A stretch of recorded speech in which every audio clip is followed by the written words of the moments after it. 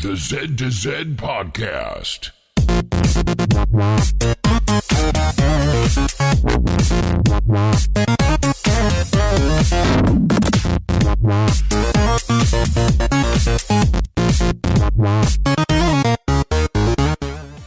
Good morning, good evening, or good day, and welcome to the Z to Z Podcast, the home for Xbox Achievement Hunters and Gamerscore junkies. I'm your host, Brandon Freeman. Thank you so much for listening. At Z to Z, we love gaming, and in particular, grabbing achievements and gaining Gamerscore. We do news, reviews, and interviews. It's about achievements. We'll unlock it. You can find show notes for... Well, you can't find show notes anywhere. I'm not even going to pretend like you can anymore. But you can definitely find our show at our website, z2z.com. This is episode 113. You can also contact us with questions or comments on Twitter at Z2Z, Z-E-D-T-O-Z-E-D, over at our forums, forum.z2z.com, or email us directly, contact@z2z.com. Well, no Crandy this week, but I do have Proulx with me. How are you doing, Proulx? I'm doing fantastic. And we have M in the house. How you doing, Matrarch? Doing very well, thank you. Wonderful. So, Proulx, all right, I made a joke about the show notes thing. You actually did show notes last week. Is that just because of pressure from the What the L segment? If by did show notes, you mean the little tiny blurb I put at the very end about them? Yeah, I thought that'd be funny. Yeah. So, I mean, technically, we do have. I mean, we do give credit to who we get the music from, where we get stuff. I mean, we do have show notes. But you know, they just don't change very much. No, they used to be very elaborate when Tarragon was helping run the show, and we tried to be more of a reputable, podcast. But we're just having some fun now. Like, you could almost say that they're copied and pasted from week to week. You could almost say that. And it might be a little accurate. Super close. Yeah, I get that. You know, and I'm surprised there was no Pitchfork Nation last week. At least I haven't heard about it yet. Maybe people are still catching up with the show. I forgot to record the game mashup question. I know I wrote it. I had it ready to go.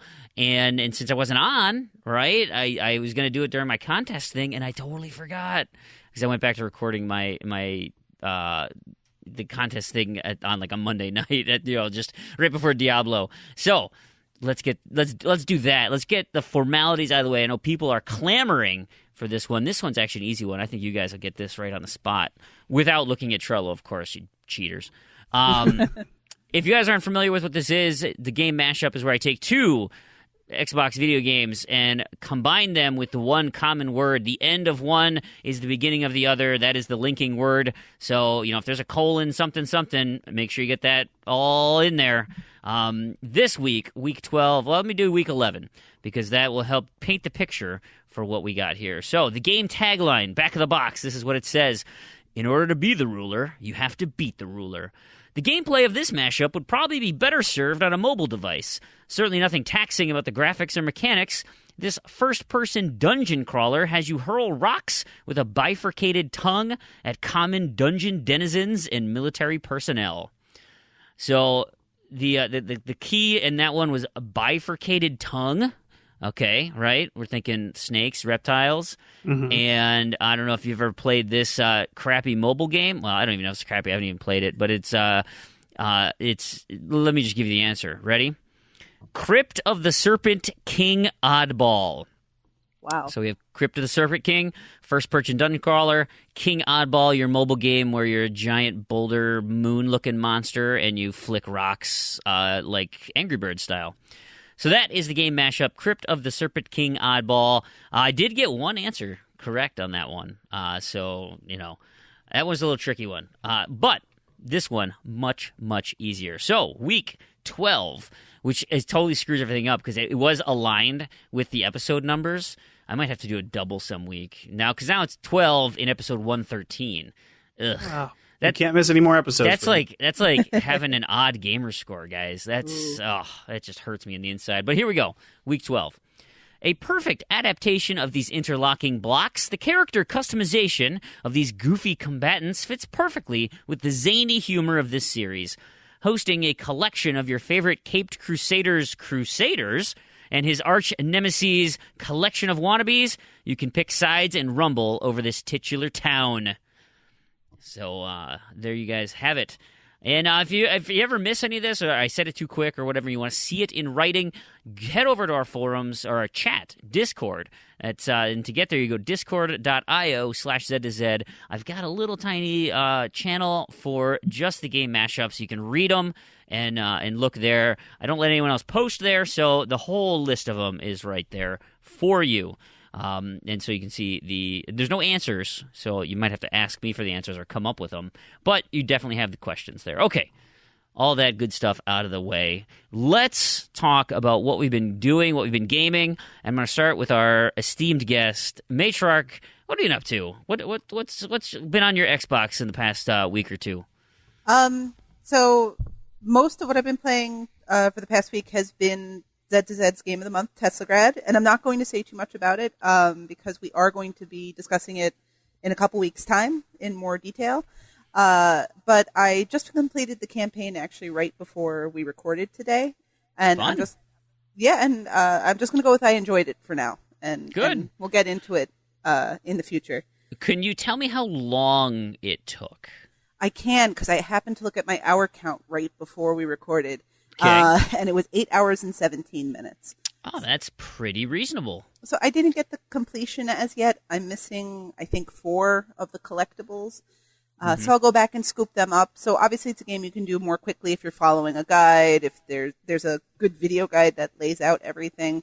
But it's Where's the fun in estimated. No, there is no fun. And the game isn't so hard that you can't. But again, I don't want to go into too many details about that, especially as I know you haven't played much of it yet, or I'm not sure if you've started yet. And I know Proulx started Nope. it, but hasn't played much yet. Sunday. That's my plan. I'm gonna try and do a regular stream on Sunday nights, free standard time, maybe 10:30. That just to make sure I'm up and running and broadcasting. But I'm gonna try to do it every week, every Sunday, kind of make it a thing. And just whatever the game of the month is, I'll play that. And then I'll post the stream and people can watch it on Monday if nobody wants to stay up that late on a Sunday. Because to be honest, I don't know if I want to stay up that late on a Sunday, but we'll see. What else have you been up to? So the other thing that I've been playing a lot of was Gems of War. So at the beginning, or the end of last month, I should say, Microsoft announced this Freedom Rewards sort of. I don't know if you guys are familiar with that, but part of the Xbox Live Rewards program. Sure. Where you play a certain number of hours, you get a certain number of entries. You might win a $5 Game Pass or whatever it is they have there. So I was like, okay, cool. I have one free-to-play game on my tag that's included, and that's Gems of War. I'm going to just run it overnight, and that'll be it. And Right. I got sucked right back down into the rabbit hole. So 285 hours in, probably another 400 or 500 to go before I can complete it. But been playing it a lot Jeez and having fun. Louise. Yeah, Worth it. it's if you like match games, so that's been taking up all my time. I've been playing Halo Wars with Elle. I know Fu and Proulx, you did it with Fu last month. So we've been doing the co-op thing as well, which has been going pretty well. Is that Halo Wars 1 or 2? 1. Okay. Can't do them out of sequence, Yeah, well, no, No way. of course not.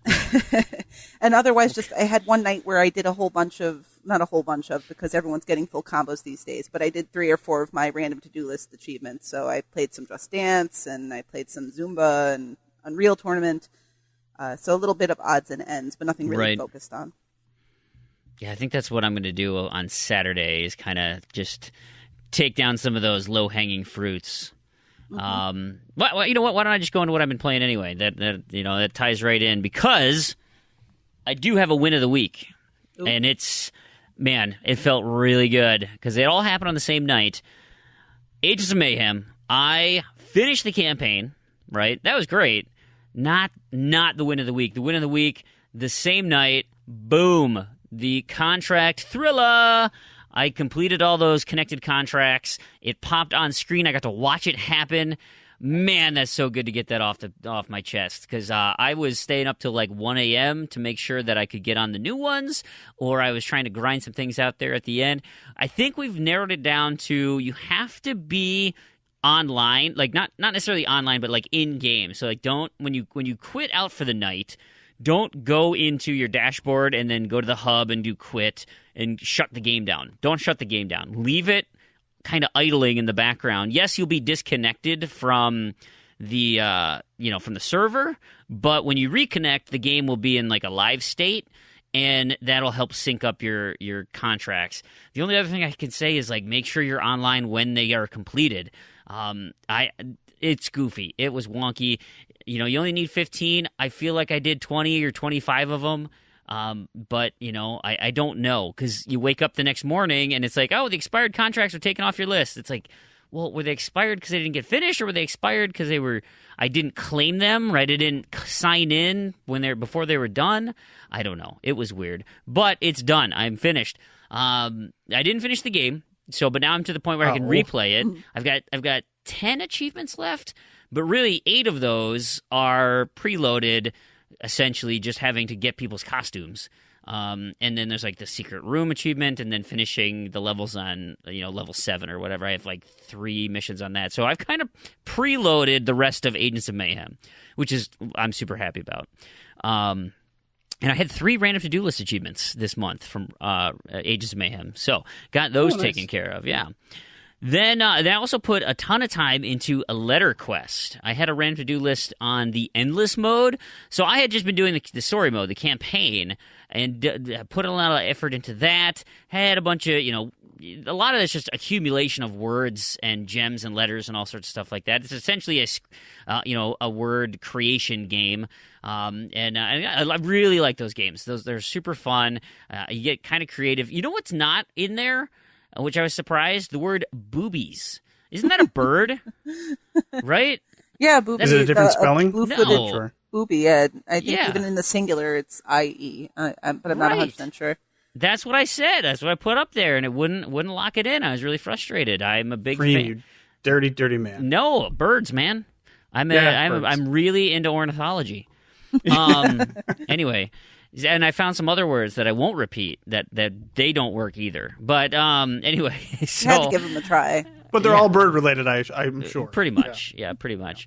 Lots of roosters. So I never played endless mode, where you just simply go in and you just boss after boss after boss. Well, my random to-do list was to purchase 100 items. And so, I was trying to go deep into those because you have to kill a certain number of characters. I think there's probably 8 achievements associated with endless mode. So you just want to kind of beat these guys over and over and over. And then I was, after playing Plants vs. Zombies last night, I thought, let's just finish this thing out real quick. And so I got to the point where I was just buying the cheapest things in the store, the $4 or $5. They increase over time, but if you just went for a little bit, bought some cheap ones, and then died, because you have to play 10 games anyway. So you just die, restart, everything's real cheap again. Bosses are easy to kill, boom, boom, boom. So you can just kind of grind out those low levels. That works out great. Anyway, I got 7 achievements in that game, and the random to-do list item I was looking for. The only other things I've done is my normal stuff. Monday is Diablo and Plants vs. Zombies. Well, we are done with the 360 version. Now, not everyone's completed it. A lot of people still need Treasure Yetis. Those are solo things. And we tried, man. Last night, I tried 2 different rounds to get that Vampire Super Wave, because there's still 4 of us who don't have the Super Wave. But it's over, right? We'll have to do that on our own time, because next Thursday, February 15th, we are moving to the Xbox One version of Plants vs. Zombies, Garden Warfare, the first version. The one version on the Xbox One. I'm looking forward to it, because you know why? Achievement tracking. Oh my God. I can't imagine doing that without the tracking, especially at 100 kills with each type. Let me tell you a funny story, because it involves one of our friends, Koosh Moose, who sucks at gaming. I think we've established that in some other instances where he has failed miserably. But if you are aware, right, if you play that game normally, let's say you're playing any sort of game, what do you typically see on the enemy side? So if you're a plant, you typically see soldiers and all-stars. And if you are a zombie, you almost exclusively see pea shooters, right? Mm-hmm. That's just what everybody uses. They're like the most OP characters. The other ones have their places, sure. They fit out a great team, but predominantly if you're going in as a solo, that's what you're going to see. So we, to boost that, when you do the hundreds, you pick a character and then you just kind of feed him the kills. So, and then you have a reviver nearby. So if it's sunflowers, you just start murdering sunflowers, and then one sunflower is boop, boop, boop, boop, boop, pulling them all back up. If it's scientists, if it's whatever. So we go through the heavy hitters first, right? You pick sunflowers because you rarely see them. So you get 100 sunflowers. Then you move on to like chompers, probably cactus more than chomper. But anyway, do the cactus, do the chompers, and then you do if you haven't popped it by then. I mean, come on, if you haven't, you should have. But technically, then you could do pea shooters. Well, Koosh, he was working on his zombies. Okay, so scientists, yep, got those out of the way, and he's tracking now. He's manually writing things down after each game, and he's like, I got all my scientists, I got all my all stars, I should have all my engineers. Like, and I just don't know what's going on, guys. Why don't all of you come back as a different character, and I'll just, because I got to be close. I said, I swear to God, if this is a soldier that you haven't killed, man, you are terrible at video games. And sure enough, now he claims, so I was the soldier. He killed me and then somebody else, and the achievement popped. So he doesn't know if it was the soldier or it was the engineer, but I'm pretty sure it was a soldier, and for some reason he hadn't had 100 kills in that, so we all made fun of him. It was great. But we're moving on. So most people have that achievement now, and so it's just a couple cleanup things. So if anyone out there is still looking for the Vampire Super Wave, I'd love to get in a four-man team and a four-person team, right? Don't need to be gender-specific. Four-person team to go and take that thing down and try and find one, because those random achievements, man, they suck so bad. And then the only other thing I've been playing is Battleborn. And I think Koosh Moose, Mattism, Saucy, and I, we talk during Diablo quite a bit, but we've decided, especially after Wednesday nights, because we're getting a good crowd of people playing on Wednesdays, anywhere between 6 and 10 people coming in, which is great. We can get a lot of stuff done. And so we just end up playing the game kind of for fun. Like, we're working on stuff, but we're just kind of essentially just playing for fun and having people there, which is great. I love it. It's wonderful. But I think it's time we start to focus. So we've isolated the achievements that are super good boosts, and we're going to set up really specific scenarios and feed everyone those, and then encourage people to play on their own to get everything else off the table. And then we'll continue to reconvene on Wednesdays, right? Because it's more fun to play the story missions with others and not go by yourself and do stuff like that. But Battleborn, if you guys are interested in a highly focused now, at least for the next 2 or 3 weeks, we're definitely going to be hyper vigilant on getting those things done. And so that's about it for me in terms of what I've been up to. What about you, Proulx? What have you been playing? Lots of stuff. Not really, actually. A less amount of games than what I usually play. I talked about Turn On quite a bit. Wait, what? Last week, yes. Mm-hmm. Turn on, not yes. Flip off. So here's the thing, right? I was editing the show, and I'm like, man, I keep saying turn off. It's not the name of this stupid game. Okay, so sorry about that. Correction for last week. The game is called Turn On, not Turn Off. So just think the way you want to go, more positive. I'd rather, well, you're just pitching the sequel. When that ball of light turns, malevolent and just starts sucking all the power up. Exactly. Yeah, you can become a shadow ball in the next game, I guess. Shadow Ball is the name of a Pokemon move as well. Anyways, so yes, Turn On. Completed that game. I ran into a little bit of a glitch at the end. I had to replay the whole first chapter, but that was like 4 levels. It wasn't a big deal. Yeah, but what was the glitch? What happened? It didn't give me the achievement for completing it was the first or the second world or whatever. Did you have to restart the game, or could you just level select? Nope, I had to restart the game. But it was so early that it wasn't. Well, it was literally probably 15 to 20 minutes. I get that for you, but what about somebody else where that happens and it's like the 5th level? Well, I don't know. I don't know what the problem was, because none of the other achievements were glitchy for me at all. Yeah. They all popped right away. So I don't know if it was my system or what, but the game itself seems to not be that glitchy. So it could just be one of those flukes where it just kind of happens. Oh, man, that would suck. Yes, it would suck.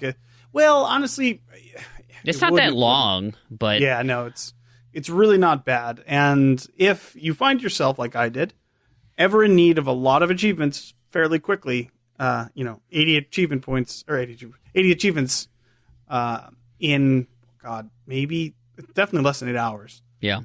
You could definitely do far worse. So, and it's a good experience. I really enjoyed the game. Yeah, I thought it was fun. Except, have you played it, Freem? I did, except I hate those power line levels, like the one like the auto scrollers. Yep, those are the worst. There's 3 of them. Yeah, and if you couldn't cheese them, they would be maddening. Agreed. So what you can do is, so it starts. The first one's super easy because it goes super slow, and then the next one is mildly challenging, medium speed, and the last one would be near impossible. And you have to collect a certain amount of these orbs in order to get ranked, and you need to get 3 stars on every level. The little zaps. Yeah, and on the higher levels when it's going faster, there's no way you could never. I mean, I guess maybe if you just sat there and played that level over and over and over, and then had like the perfect run, but that would literally double, triple, quadruple the length of you playing this game. Oh yeah. What you can do is you grab the first 2 or 3. You grab as many as you can until you miss one, and then die. And you will start over at the most recent checkpoint with all of the things that you've gathered. Yep. And then you know exactly where the next one's going to be. So it can be a little trying, just because you have to have some little patience and be like, okay, I got to play through this first, 2 minutes of this level. Yeah. But I know where I've got to be at this point, and so that wasn't too bad. Yeah, I like to do a one-time run through to see what the par score is. You can probably just look that up, too. And then identify where the checkpoints are. Because then you can kind of like, okay, I need to get 40 by this checkpoint and, 80 by this one, and then I'll have 120 by the end. Because you can miss some. You don't have to get every single one of them. That would pull your hair out if you had to, but if you get to the end and you're like 1 or 2 short, and then you can't die fast enough, like you're just kicking yourself for that. Yeah. So I got it done, and again, I recommend it. It's fun. It's especially if you get on sale, or I can't remember how much. But I think it was 15 or 10. But if I'm sure it's one of those kind of games that'll go on sale for $3, and really just keep it in your back pocket if you're not going to play it right away, anyways, because.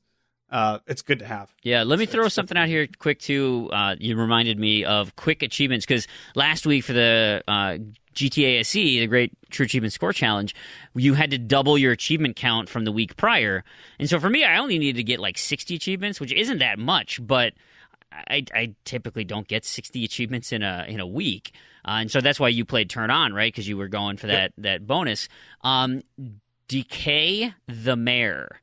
It is a point and click game. It takes about 2 hours, and there's 42 achievements. They're not missable per se. You might have to replay a couple of things if you just follow the walkthrough. It's super straightforward. I mentioned at the end of last show briefly, it's so creepy and just kind of disturbing, but there's not really jump scares. It's just kind of a tense, dark game.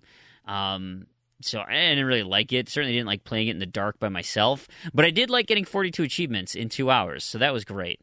So they just reminded me of that. Yeah.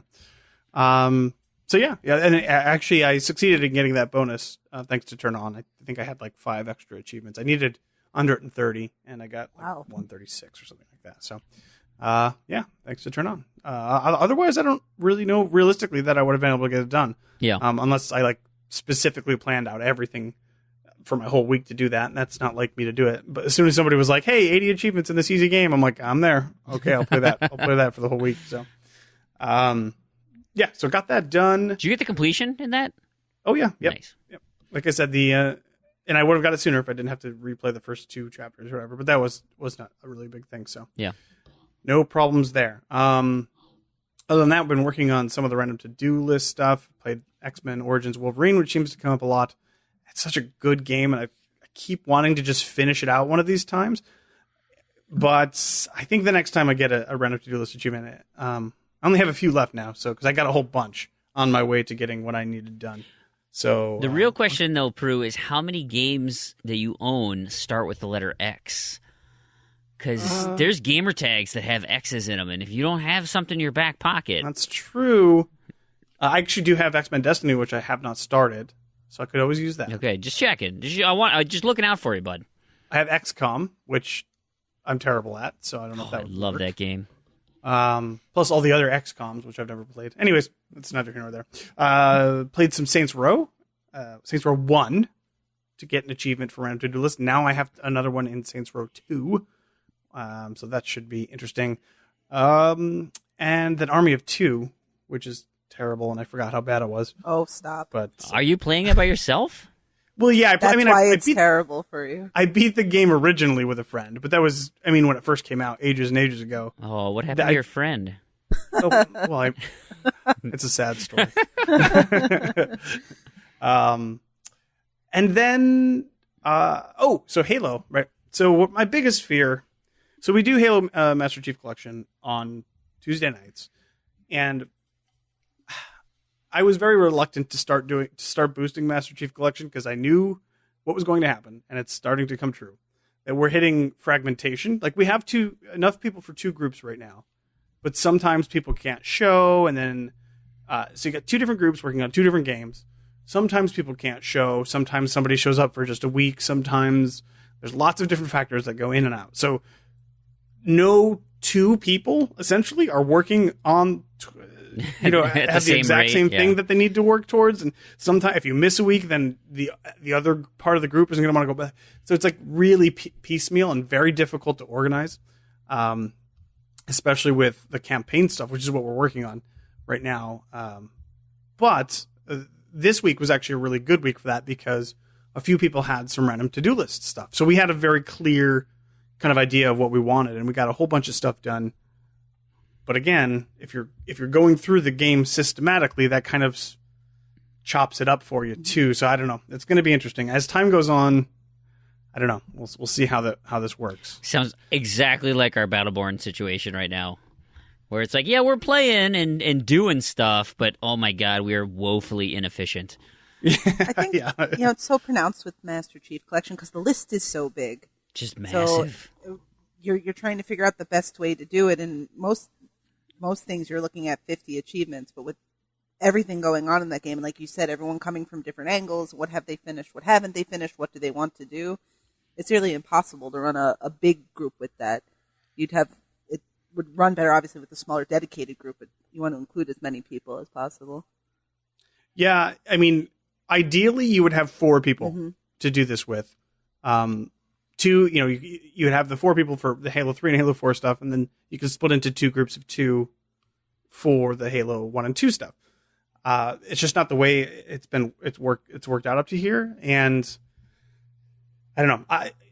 Because I have more done than most of the people involved, at this point I've just kind of bounced back and forth for whoever needs an extra person in their party just to get through the stuff. But eventually, yeah, it's going to get to the point where I think we're just going to kind of have to split and designate. And if somebody can't show, then maybe that group takes it off, or they do something else, or they work on some multiplayer stuff. I'm not sure. This is exactly why I didn't want to start this game. It's kind of a headache, but well, you know what we did is so in Diablo, right? We got our 4-man crew, and so we're working on Reaper of Souls together.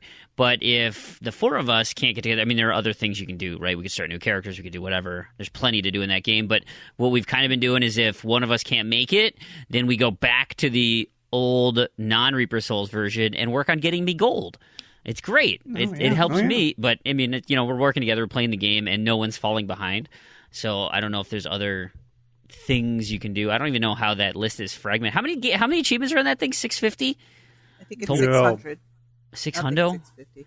But God, that's I think massive. What you find too because of that is not everyone playing it's looking to complete it. I think a lot of people that are involved in a boost like that they're happy to get what they get because the ratios are ridiculous because there's so many achievements and people don't want to dedicate the time to completing it when they know they have to do Halo 2 on Legendary, and even if you do it in co-op, you're going to keep restarting because it's Iron Skull on all the time. So I don't think the expectation from most Master Chief Collection boosters and players is a completion. It's what can I get done reasonably. So I'm sure a lot of that will sort out pretty naturally as people get as far as they're willing to go. Yeah, I know Foof and I we're in it for the long haul. We are in it for the completion. I'm sure everybody else will be there for a good chunk of time. But like you say, there will be Halo fatigue at some point, I'm sure, because again, you're talking 2 to 3 to 4 playthroughs of each game, and it's not for the lighthearted. Yeah, it's so funny. I mean, we literally had this conversation in Battleborn. I mean, it's exactly this, like, man, we're getting some Battleborn fatigue. Like, we got to still play this for how many weeks yet? Like, it's the same scenario, different game, and people are just like, are we even making progress at this point? What are we doing? Like, come on, listen, Zed to Zedders. We can do this. We can stick it out. We'll get these completions, I swear, and we'll move on to something else. Well, Em, it's just like you guys in your in the Plants vs. Zombies fatigue. Right? And Titanfall also. Yep. Titanfall, yeah. It just happens. Stick to it. We can do this. Yeah, and I know that the long game for Proulx is eventually to get Randy to start Halo Master Chief Collection, so we probably shouldn't rain on it too much, because in the event it's a lot of fun. Just got to be committed. Super fun. It's super fun. Next time I see Randy, he's gonna I'll have him walk out of the room for some reason, and then I'll pop it in real quick and get one achievement. Yeah, it's not he that doesn't hard listen to to do. the show. He's not going to know. He's not going to know. He would be so mad, but everyone else would appreciate it so much that the net gain would be worth it. Just watch it crush his soul. His percentage would drop like 2 points or something, and what the heck is going to happen? I wouldn't do that. No, it would be terrible. But you'd think anyway, about it. Yeah, definitely. So other than that, just 2 other things. I just started Captain America yesterday because I am deciding that I need to get rid of some of my old 360 games that I haven't even started off the shelf. Get them off the shelf. I'm running out of space. I need to get them done. So I'm starting with Captain America, which is a mediocre, decent third-person action game. Fun enough. Are you keeping all their stuff, like boxing them up, or are you going to try and sell them? Or No. I'll keep them all. I'll put them in storage. Is my plan. So started that yesterday. Probably about halfway through now. And then, besides that, only other thing I played this week is Teslagrad. And if you were in the Discord chat, you may have caught the stream that I did, which was I think Wednesday. So I guess a week after you heard this, before you heard this, sorry. And I did it for about an hour, so you can see, and I'm going to upload it to our YouTube eventually. I haven't done it yet. I've just been distracted, but you can see my first hour of the game. And it was I won't get too far into it like Michelle talked about, but I will say I am enjoying it. It's a little different than what I was expecting, because I didn't actually know anything about the game other than this was being pushed for game of the month. So I'm like, okay, I'm on board. And I like it. It's fun. I guess I'm about 2.5 hours in. Okay, I was gonna say, save your analysis for yeah, right. Mm-hmm. Yep. So I won't get too far into it. We'll talk about it later. But we're right about the halfway point as of this show release. So it's still not too late. I say, especially if it's only 8 hours for getting it done, maybe 9 hours for completion, 10 hours for completion. Join the chat. Pick up the game and play, and let's talk about it. So I haven't been in the chat because I'm afraid of spoilers. How are we doing on spoilers for the Game of the Month stuff? Should I be worried about it? Is it not the type of game that I should be worried about? Well, there are 2 answers to this. Just to be completely upfront, it's really not a game where story is a big motivator. There's not. Nope. There's a story, but it's a story there is, but it's destiny. You have to read it through the cards. It's not really part of the part of the story. So you're not going to get story spoilers, but the chat in Discord has been supremely excellent about not actually spoiling how to get very much. They talk in these broad generalities about that room with the iron ball, you have to, I know that one. People have been super good about not spoiling stuff, which opens up, maybe we want to open up like a Game of the Month spoiler channel so people can talk more freely, not per month, but just a general one where people can jump in there and say whatever they please. Yeah, because I think it could be a problem down the road, like especially if we're like, hey, we're gonna do Life is Strange this month, that you absolutely, just don't even go in there if you haven't played the game.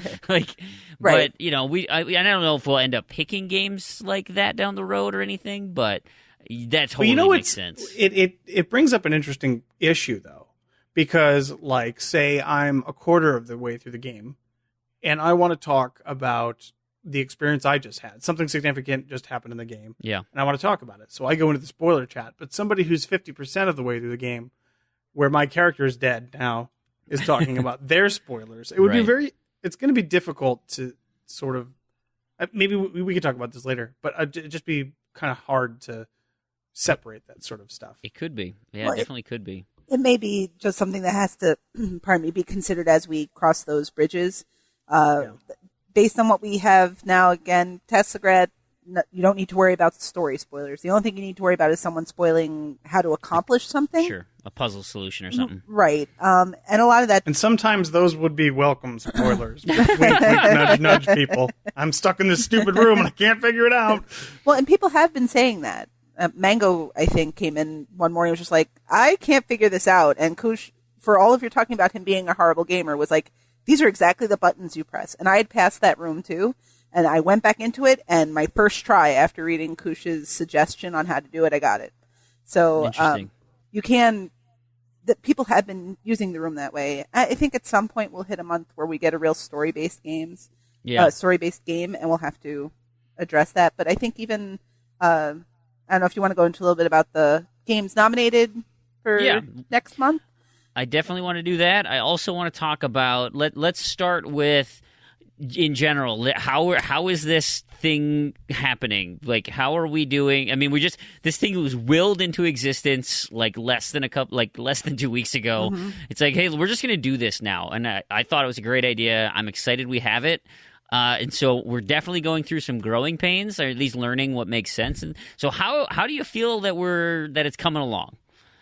Oh, I guess let me start with this.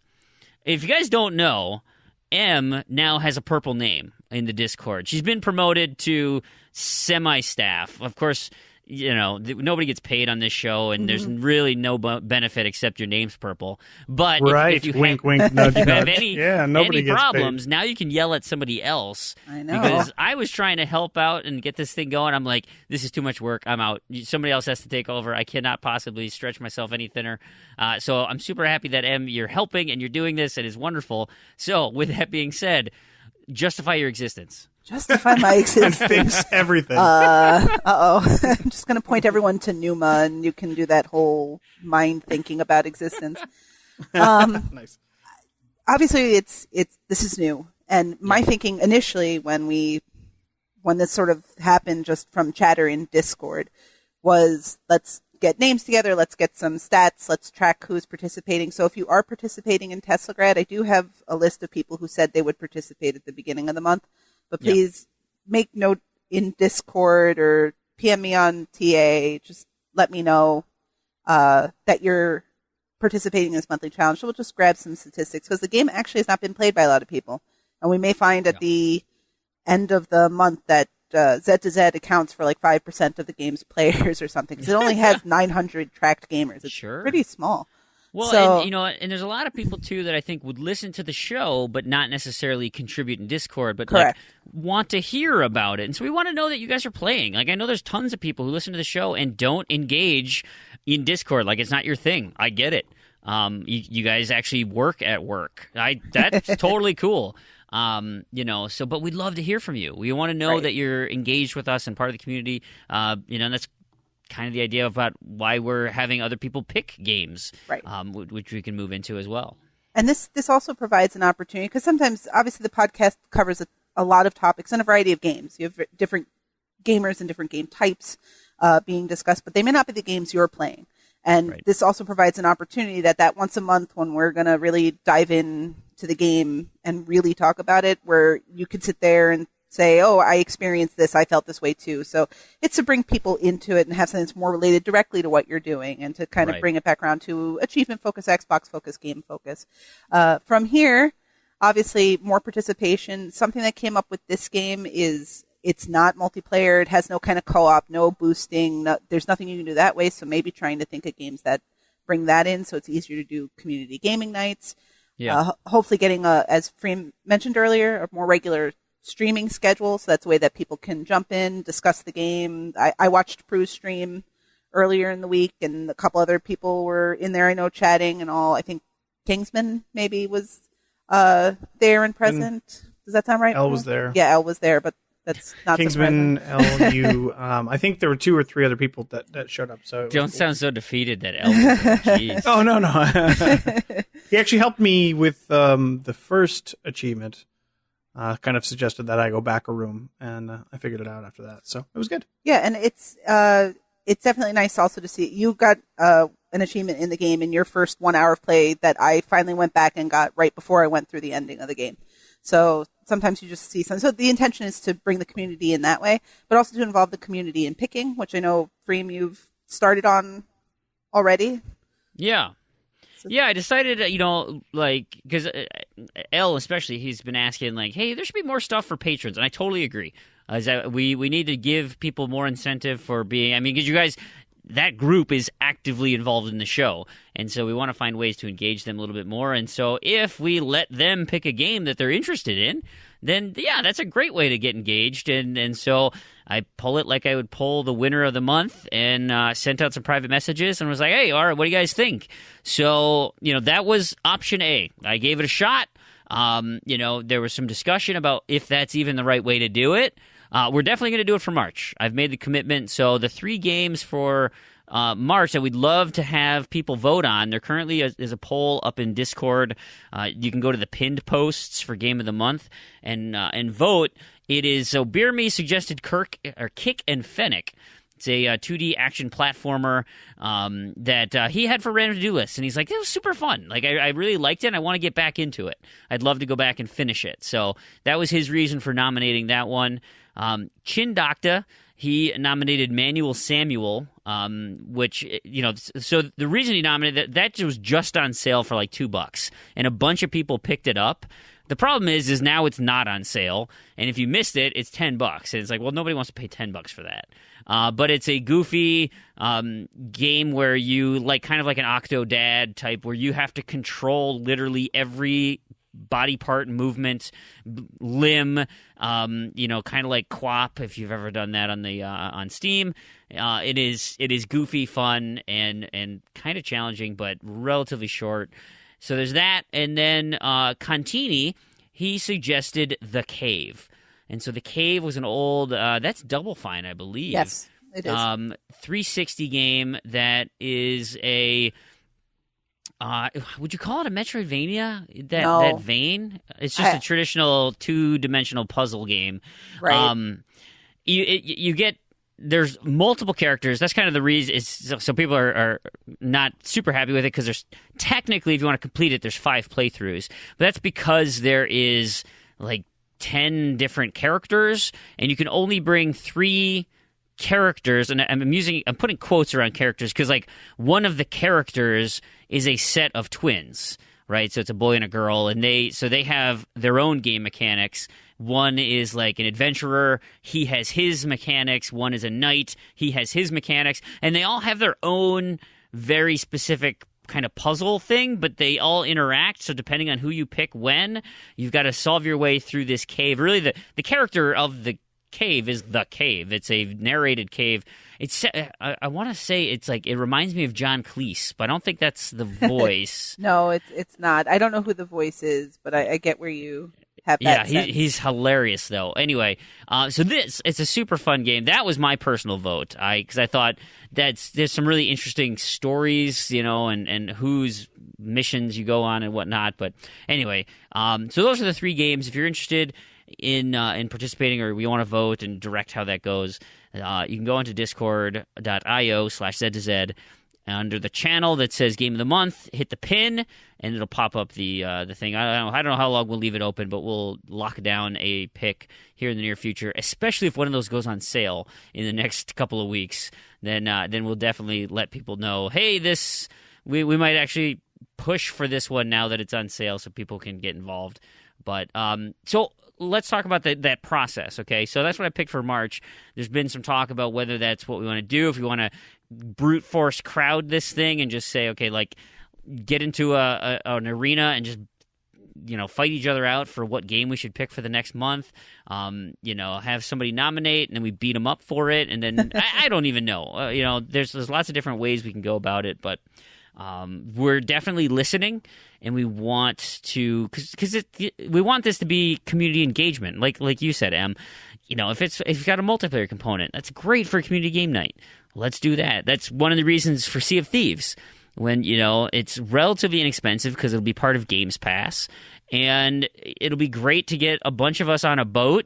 And if we can get multiple people in multiple instances, we could make like an armada and, have a few boats coming around and we just go nuts. That would be super fun. Like all of our giant galleons and then Chindakta's rowboat on the side. Go ahead, Proulx. I'm sorry.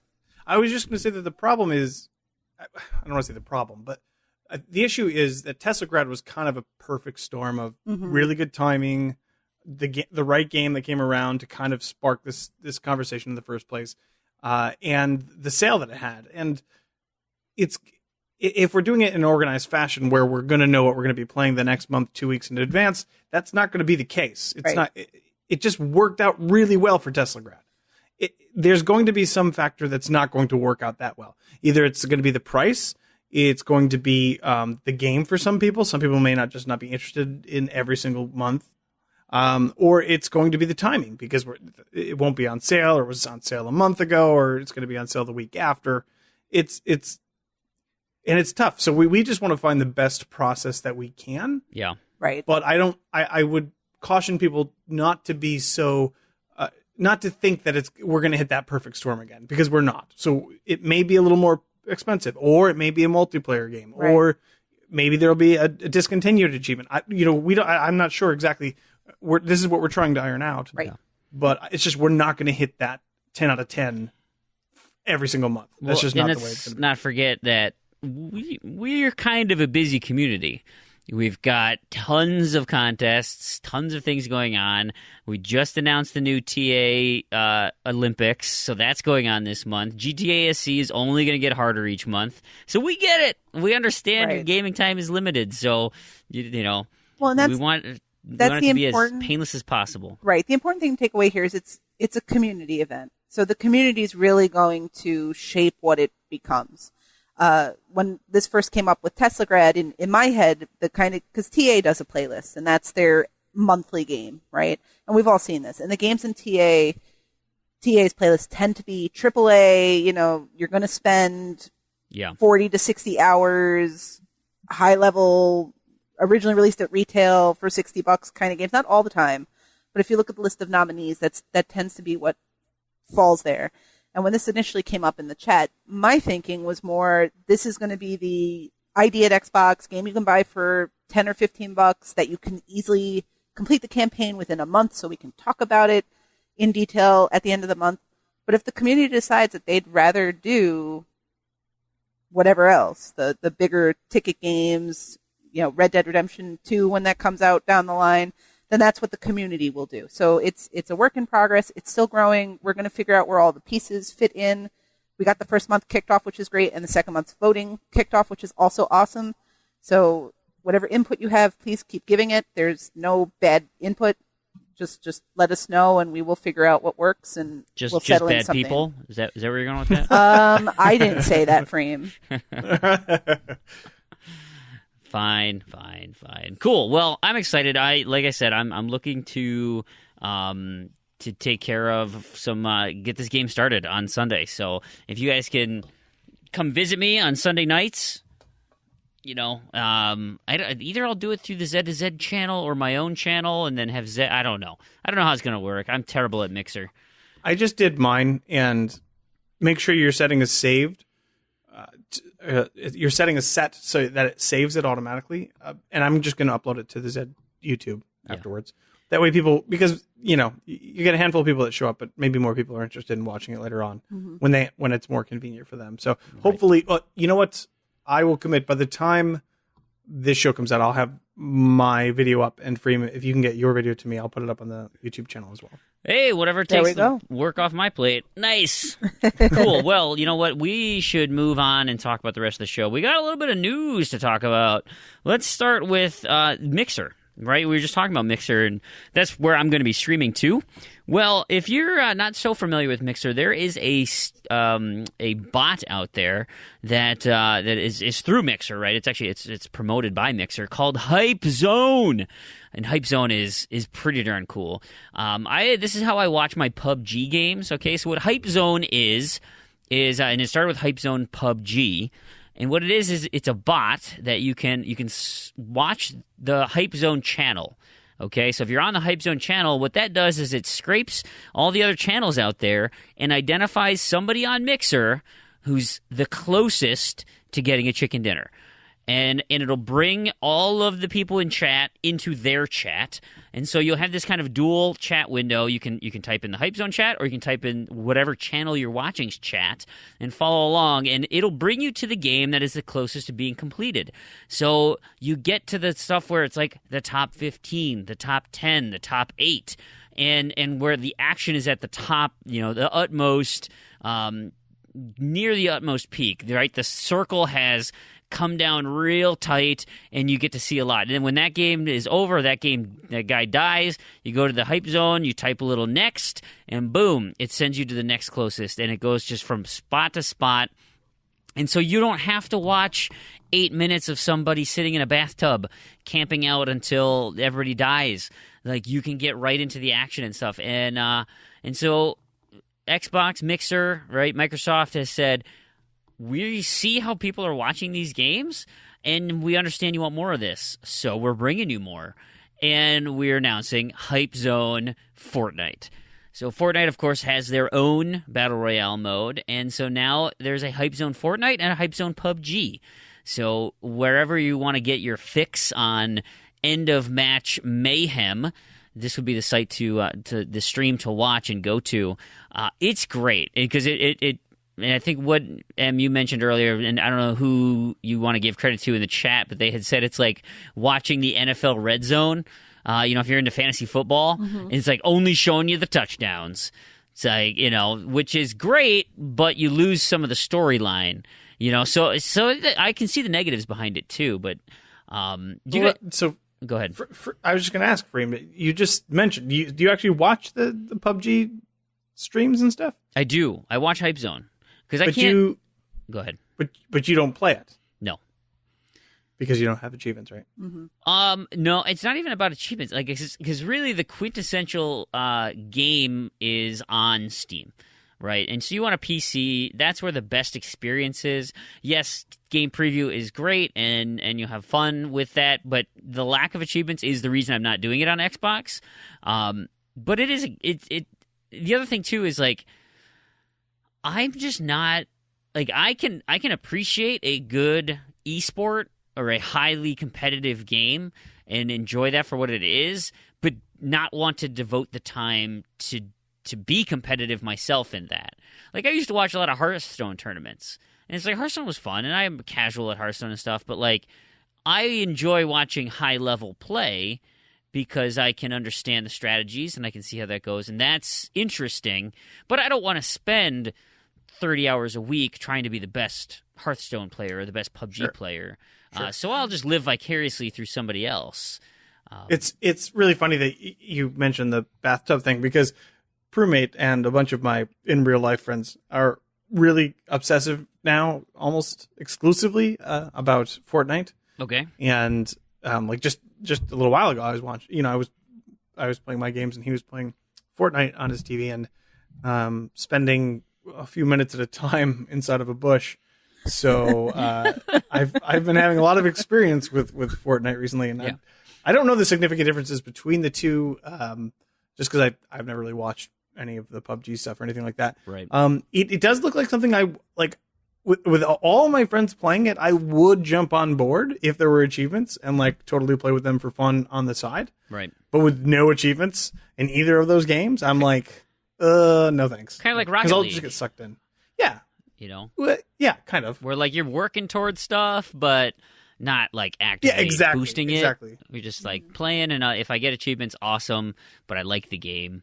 Yeah, the main difference between Fortnite and PUBG, like, so Fortnite is kind of the like more approachable little brother of PUBG. Like PUBG really takes the shooting mechanics, the combat, the stealth, that's a lot more tactical, way more survival oriented, and Fortnite kind of backs down a little bit. There's still plenty of survival, but they back down a little bit. The guns aren't quite as tight, not quite as smooth, but they add the element of building and crafting and making things. And so, where PUBG you have to work with your surroundings, in Fortnite you can build a ramp and now you have a makeshift bullet shield. Right. And Which so they do all the time. Oh, absolutely. I watched a dude make a tower and he kept spinning in circles, rebuilding the walls while people were trying to destroy it. And he just stayed alive until toward the end, and then he went out and mopped up all the stuff that people died and picked up all their loot, and then he shot a missile launcher at the last guy and won the game or something. But yeah, so it's got its own idiosyncrasies to it, and I'm sure it's super fun. Yeah, it does look fun. I mean, again, this is just sideways glancing at the other TV in the room for most of the night, but it does look enjoyable. Again, I'm not going to touch it with a 10-foot pole since it doesn't have achievements at this point. Maybe eventually, I don't know. We'll see. Because by that time, I'm sure my friends won't even be playing anymore. Would that be... If only there were a game that had one of these battle royale modes, like set in the Wild West or something, maybe that would entice me to play it. But that's probably never going to happen. Would that be an easier decision to jump in and play it if it was in Games Pass? Would that be the thing? If it had achievements and it was added to Games Pass, would that make it a must play, or is that still, I don't know, I'd wait? I don't know. I mean, Fortnite's free right now. Right, yes. It is free. Mm-hmm. But there's no achievements. If it had achievements and it was in Games Pass, I guess it, for me, it would right now, again, only because, like I said, my friends are doing it. Yeah. In a month, they probably won't be. Right. They'll be doing something else. So it actually would be very worth it for me right now if they had achievements and it was on Games Pass. But I don't remember how long ago it was, but I remember there was an episode of this very podcast where you guys were talking about the potential of Microsoft possibly buying into PUBG the way they bought into Minecraft. And I'm pretty sure the discussion was the same then. This was maybe 3 months ago at this point. In another month, are people still going to be playing it? And it's only gotten bigger, more and more traction. Has it? I have no idea. I'm not arguing the point. I just remember lots and lots of news stories about PUBG, and to me that stuff is that surface level stuff, that mainstream level hearing about PUBG to me has died down a bit. But I that's totally anecdotal. That's just me. Yeah. Has it actually been gaining people? Player base has been growing still. I have no idea. That's an excellent point, because for mine's anecdotal the other way. I have people I know who are suddenly have you heard of this PUBG? Oh, wait a second. Because they know I'm the gamer in most circles. Right. So when they catch it, that usually means to me it's infiltrated other portions of the world. And I think, I tend to think if you were running in that circle, then you absolutely would know and would say, oh my God, yeah, it's crazy right now. We're getting so many noobs all the time. And just, now it's in game preview. People are talking about whatever. It's just like how I couldn't tell you about the latest PlayStation news right now. It's because I tune a deaf ear to it because it doesn't impact me. I don't care. And I think just with the life cycle of traditional media, right, PUBG had its thing, and now that, yes, it may have infiltrated mainstream, but it's not, we got the Olympics, or we got this, or we got the Super Bowl, or, it's just kind of, people have gravitated toward other things, and that may not have an impact on what the actual quantity of news about the game is, but it's certainly shifted the focus to something else. But you're right. Without data, without concurrent numbers, right. I don't know. And especially with, Fortnite gaining in popularity. I've heard Fortnite growing significantly. Well, that's got to be pulling PUBG people out.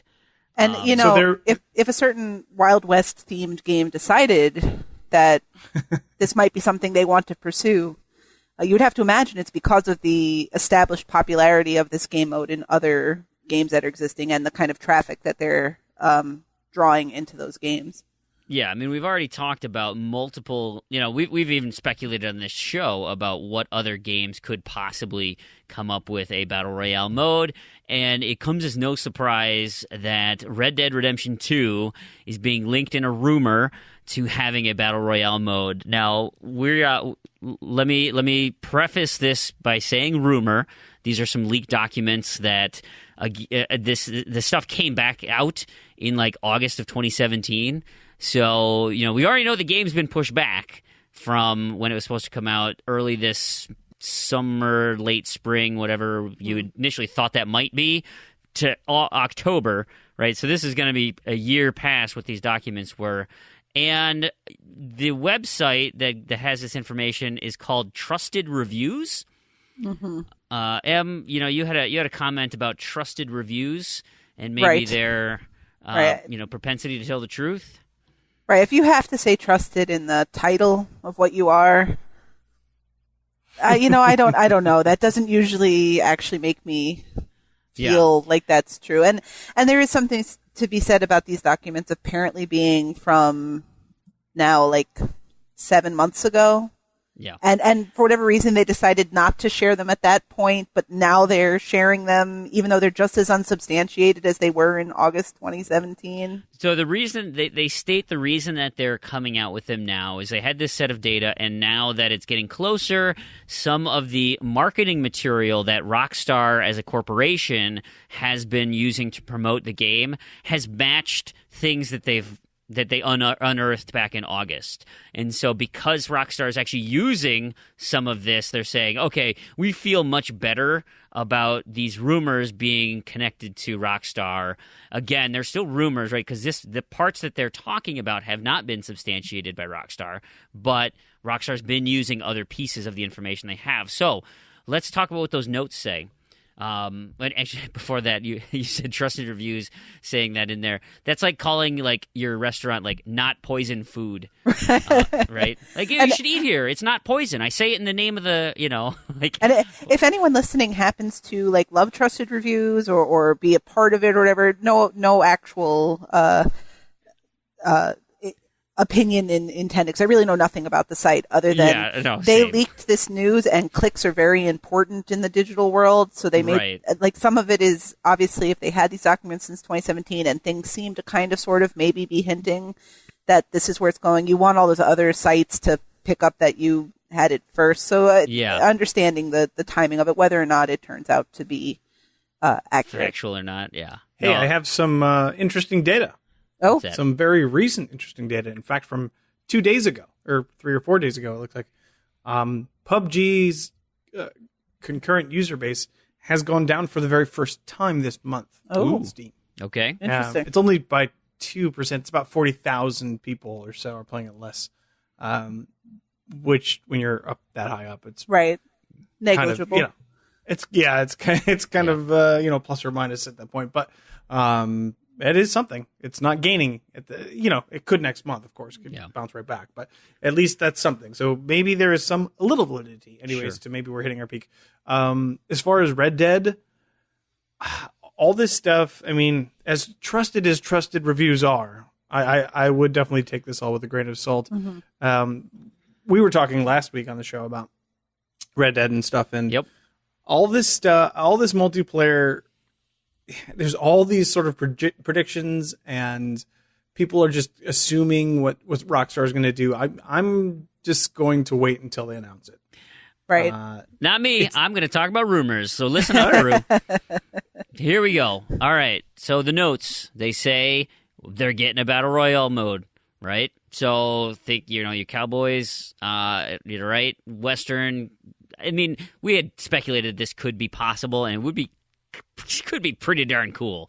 A Rockstar version of Battle Royale. They also had 2 other modes, one called Revive and Survive, and one called Money Grab.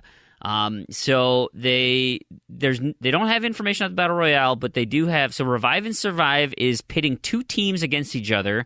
that and try to stay alive. So it could be like Fortnite did a 50 versus 50 battle royale, or it just could be deathmatch with two sides just fighting. Money grab. Wasn't there money grab in the original Red Dead Redemption? There was, yeah. Yeah, that bag spawning, and you got to grab that bag and run it somewhere. So that looks like it's making a return. The notes also say the online money bags are making a return. Yeah, money. The online multiplayer will include an open world free roam mode, like they had here, very similar to how GTA Online operates. And apparently, apartments are making a return in the form of tents. And that NPCs have been enhanced to actually decorate their storefronts during the day and pack away everything at night. That's kind of a cool little touch. This article says that players will be frequently rewarded for completing tasks such as traveling certain distances to murder an enemy, to follow, just essentially quests, right? Doing daily quests and things like that you can be rewarded for. And then I think the one thing that really sticks out to me are the tents, right? Like, I mean, what kind of cosmetics can I get for my tent? Right? Can I buy an additional support pole, a bigger drape so that my tent is bigger? Is it going to... What? If you really need to ask that question, there's a fancy mobile app you can download called Animal Crossing on your phone, and you will see that the entire game is designed around designing your tent. There you go. Here's the thing. Do you think we'll be able to visit Tom Nook in Red Dead Redemption 2? That would be awesome. Every Saturday night he'll play his songs for you. No, that's not Tom Nook. That was KK Slider. Sorry. Ooh, I got my two characters mixed up there. He'll be in the saloon. He would be in the saloon, yeah. Here's my problem, okay? And maybe Rockstar will address this, but it's called Red Dead Redemption 2, right? Mm-hmm. Red Dead Redemption was essentially about the death of the Wild Wild West. Right. Yep. So I don't understand how this is even taking place. Like, if it's a continuation of that story or of those characters or any of this stuff, like, how this is going to even fit the vibe of the world. Like, I thought it was a prequel. Is it a prequel? I was pretty sure it's supposed to be a prequel. You had the seven people on the original released cover art. They showed what's in Dutch's gang, right? Like, this is kind of Dutch's gang when it was in its heyday. Why would you call it 2 if it's a prequel? And is that the first time that's the case? Chronology, because it comes after 1. I don't know. And the other, I mean, and perhaps that's just I'll play speculation here that there might be some time jumping. Yeah, right? probably. That you reminisce about, James Marston and his. Well, James won't be reminiscing. I mean, yeah, you're reminiscing about that's right, John Marston's past. You're reminiscing about that, and saying, this is what it's like when I was, in Dutch's gang at the beginning, and these are the people, and blah, blah, blah, how we got the money, how we did this. Maybe then you jump to the future, and that has an impact. And so there actually is a through line, or it could just be this is the one that's coming out after the other one, and there's a commonality, but the timelines just don't match up. I think the name matters. I know you've spoken in a couple episodes about sales, right? Red Dead Redemption versus Grand Theft Auto, and how Red Dead Redemption is 25% of Grand Theft Auto. And I don't know if this is the case for you guys when Red Dead Redemption came out, but it's the spiritual sequel, I think, to Red Dead Revolver. So it's not direct, but it's in that universe. Red Dead Revolver, to what I understand, wasn't very good. It wasn't well received critically. It wasn't well received commercially. So Red Dead Redemption comes out as a game that really has no hook to hang its hat on, and it's beloved, right? People just love Red Dead Redemption. So maybe it is 25% of Grand Theft Auto's market share when that's out, but there's already so much build for it, and people are really into it because Red Dead Redemption was so good that Red Dead Redemption 2 may just be as simple as, hey, it's another Red Dead Redemption, and that name is going to draw you in. GTA doesn't have a connection. Right. Grand Theft Auto 3, Grand Theft Auto 4, and Grand Theft Auto 5 are non-linear. I mean, they're separate games, separate entities. Right. But you wouldn't release, I mean, they released Grand Theft Auto Liberty City Stories and stuff like that. Like, you wouldn't make a direct sequel or prequel not attached to the name in a way that would be unclear. Does that make sense? Like there's been plenty of prequels in the history of the world. Never has the prequel been called 2, as far as I'm aware.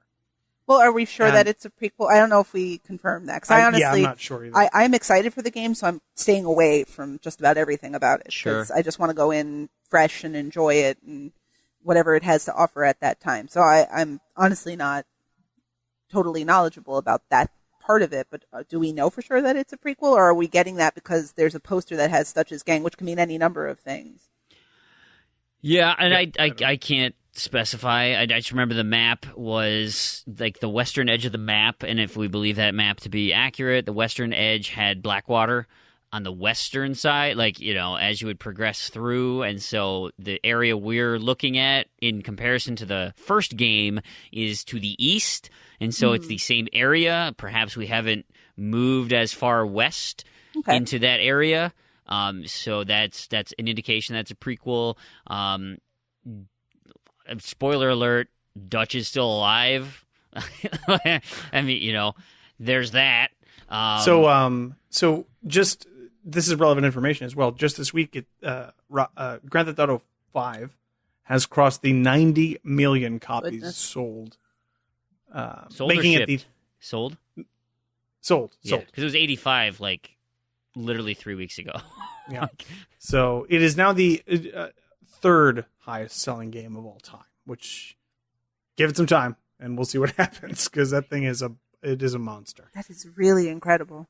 It is incredible. Like, it's hard to fathom that number. I could not be convinced to buy another Grand Theft Auto game at this point. Like, they're okay, but they're not for me. So I don't really get it.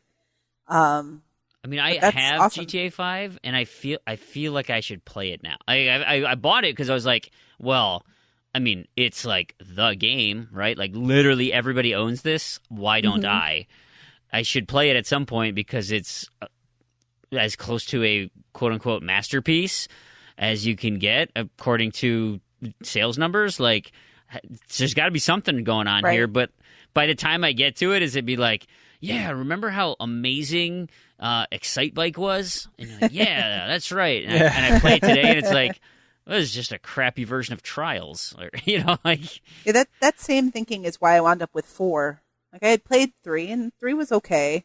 And then 4 came out, and everyone had Grand Theft Auto 4, and I recently had bought my Xbox 360, so I was like, all right, I'm going to buy in, I'm going to do this.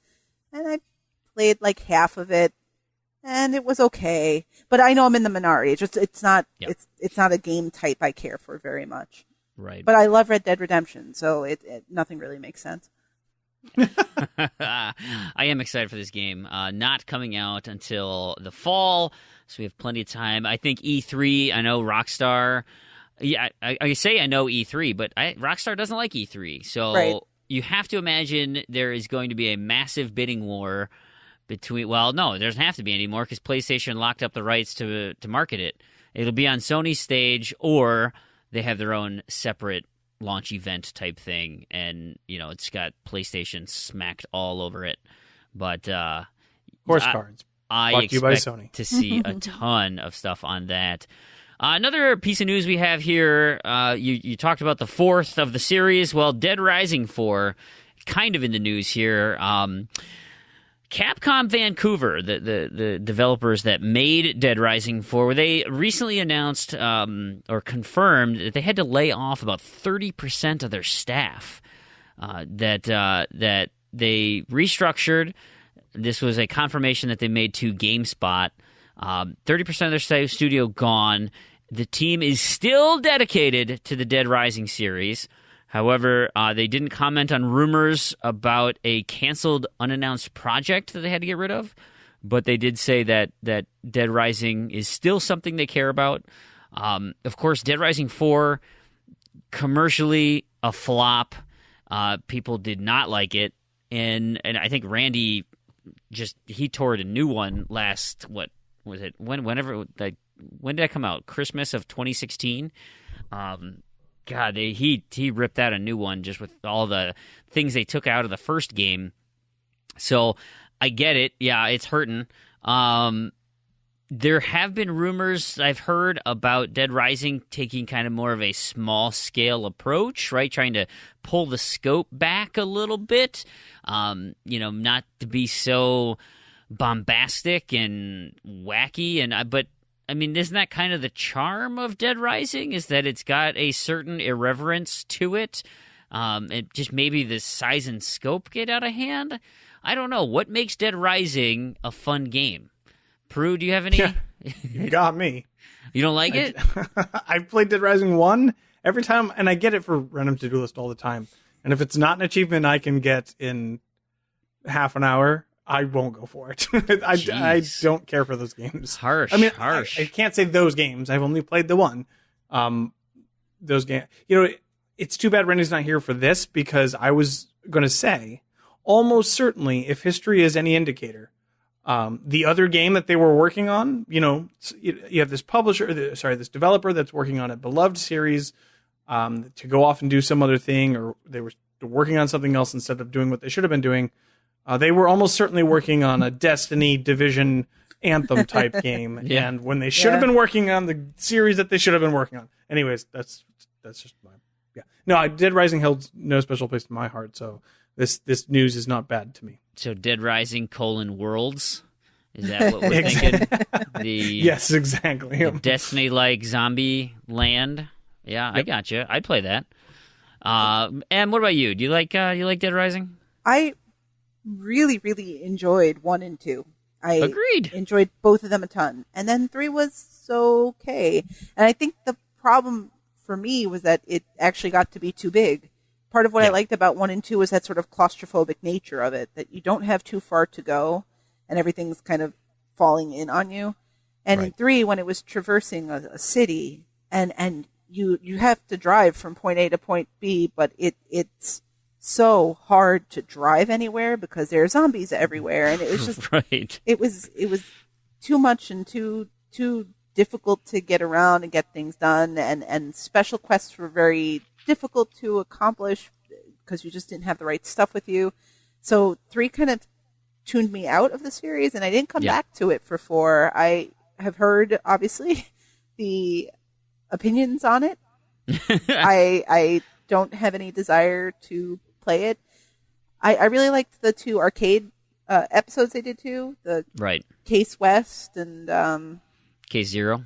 Yeah, Case Zero. Yeah, I enjoyed those. I think the game fit surprisingly well into that arcade style brief sort of thing, and I wouldn't be surprised if they went with a kind of episodic deal. Sure. If they're talking about a smaller staff. A game developer laying off staff does not necessarily mean doom and gloom, especially if there was a canceled project. Even as an established game developer, the team swells when a big project is underway, and they lay off a bunch of people who were hired just for that project once the project is done. That's absolutely the life cycle of a developer. So hearing layoffs in and of itself is not a big deal, especially if this project was a thing and is no longer a thing. So I don't think it spells any kind of major disaster. I am curious to see what this means for the series, but I checked out with 4, so I don't know what they could do that would check me back in. I agree, and to your point there, like I think of when Titan was canceled from was that Blizzard. And eventually that became Overwatch, but like that game was in development for 7 years. It just so happens that, Blizzard Activision is a big enough company where they can just, instead of having to lay anyone off, they can just blow up the team and put them on any number of different projects and absorb those losses. But a company like Capcom Vancouver, if they bloat to do a project and now they're like, we can't, this is too big of a risk, or we don't have enough investment, or the game isn't progressing like we want it to, we can't afford to keep this development, and we're already working on this thing, and we've got a full team on it. So, that we don't need this head count. I'm sorry, and it's super unfortunate for those who lost their job. Best of luck finding something new. Now, let me switch gears over to talking about Dead Rising. I think, and Randy had mentioned it, and it was a great video, and we should find it again. I'm sure it'd be relatively easy to find on YouTube, but it was a side-by-side of what you can do in Dead Rising 1 and what you can do in Dead Rising 4. Because they were the same location, right? You revisited them all.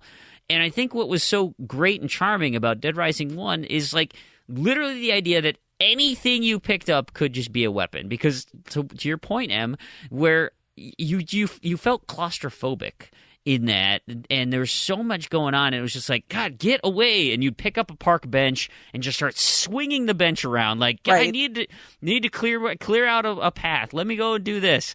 And then you know, and as much as the AI was just awful for the survivors, like, that created a story, right? There's the emergent stories that come out of that. It was like, oh my God, that fat lady couldn't even run, and she got trapped in the bathroom and eaten, and then I had to go save this Barbie doll looking girl, and she's screaming, and so I was shooting, and she moved, and I blasted her in the head, and, you know, and, like, those types of things can emerge from this story, right?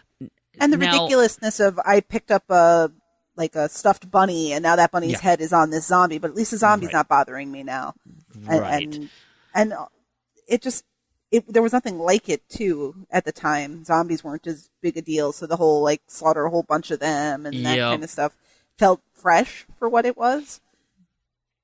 Totally agree. And so, yes, now that you're doing the same thing a fourth time, that loses its luster. Now that you take out the interactivity to a huge degree, it's like, yeah, that takes away a lot. Say what you will about taking the timer out. You know, while I don't necessarily like the idea of being timed for the entire game, there are moments where adding a clock increases the tension, because now there's something at stake. Like, you need to do something in a certain amount of time. So yeah, as much as you want to goof around and do whatever, like, you have a mission now that it has a timer. So, like, you know, I always look at stuff like open world games is usually the worst for that, where it's like, oh my God, my son's been kidnapped. Go chase those robbers. And then you're on your way and you're like, oh, there's a cave over there. Oh, cool. Look, what did I go find over there? There's a shrine. I better go do that. And all of a sudden, you know, in game, you've already, you know, like, I think of, like, Elder Scrolls, where you sleep to heal, right? And so it's like, oh yeah, I got killed, or I got hurt. I better sleep for a day. And all of a sudden it's like a week later and you're like, oh, I better go save that kidnapped kid now. You know, like, that really takes away some of the immersion. And so, like, if that was if you implemented that quest, and it was like, look, you got 2 hours in game to do this. Like, sorry, but you picked up this quest, so you either quit the quest and pick it up later, right? Don't take it off the table for now, but, like, this is your focus right now, and there's a timer, and don't mess it up. Right. Like, that gameplay mechanic does have a time and place time. Pun not intended. But there is a reason for that as a mechanic. Like, that creates an exciting opportunity. Well, it's really interesting, because I do think that gamers, or, you know, people are generally split on this thing. That's kind of one of the reasons I don't like the Dead Rising that I've played.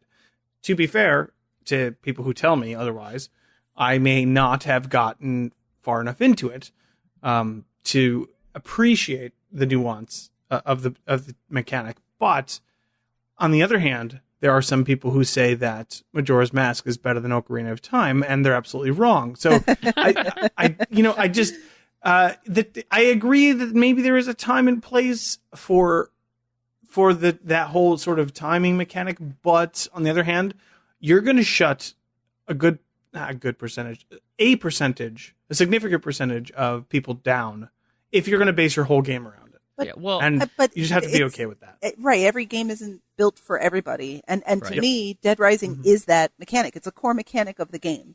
So when that mechanic's not there, I'm not sure I'm playing Dead Rising anymore. I'm playing some other action kind of game. It brings the right amount of tension to it. The game kind of needs that, because the point isn't to explore the mall and find every nook and cranny. It's to get things done fast so you can get out of there. Yeah. Now, to prove, I mean, to your example, let me give you a real life thing, because this happens to me all the time. Like, and it's just work related, right? So I have a bunch of reports I need to write. You know, we do a batch, and I have to summarize what we did, and then move forward with that next piece. And I've been so busy in this fourth quarter trying to keep up with everything. I look at the pile of reports I need to write, and I'm like, oh my God, I don't have enough time to do any of this, and I just shut down. Right? It's like there's so much anxiety. I cannot possibly do all this in this amount of time, and you just boom, that's it. I can't do it, and I go and I mess around with spreadsheets, and I play and I look at video game stuff. Like, it's so funny that you mentioned Skyrim, because Skyrim is the anti that mechanic. Of course you could sleep in Skyrim for months at a time. You could you could sleep a year away in Skyrim, and it wouldn't matter anything to any part of that game. And that's one of the reasons I love Skyrim so much, because of the freedom it affords you. It doesn't restrict you in any way. Now, some people may love that restriction. They may love that sort of focus, that laser. You have 3 hours to get out of this mall, and that's fine. I don't have a problem with that. I instantly reject that as a gamer. I'm like, no, I want to go see every part of the mall. And if that's not what your game's designed about, it's just you really have to convince me to do that. Otherwise, I'm just going to drop it. Right. Well, I think that's why I want the mechanic in there, but I want it to be on my terms. Where it's like, yeah, you know what? I got a half hour to play right now. I'm ready for a focused experience for a half hour. But that, I mean, to your point of Skyrim, you can literally do everything at any time, whenever you want. That actually creates a different set of anxiety in the fact that it's so big and massive. I am intimidated by starting it, because it's like I can literally do anything, and I'm paralyzed by not having direction. Yeah, and so it's the other side of the argument. Right. I think we represent the spectrum here, because I basically reject open world games for that reason, because I'm the person that winds up standing in the middle of a world and throwing all my proverbial papers in the air and going, nope. And just walking away from it, because it's too much input for me. I need to kind of have, like, Fable I could do, because you always had that gold trail telling where you were supposed to go next. I'm like, okay, good. I have a direction. I can head there. And these games where it's like all over the place. Most games do, but there are certain games like an Elder Scrolls where the design is explore, engage, see the world. That's a big part of it. And that works there. But for me, I'm not into that. For Proulx, he is, and you're right in the middle for him. So we're just all bingo parts of this. Yep. One more example, too, though, that I want to mention. Like, a game that has that sort of mechanic that I really love is a 30-second hero.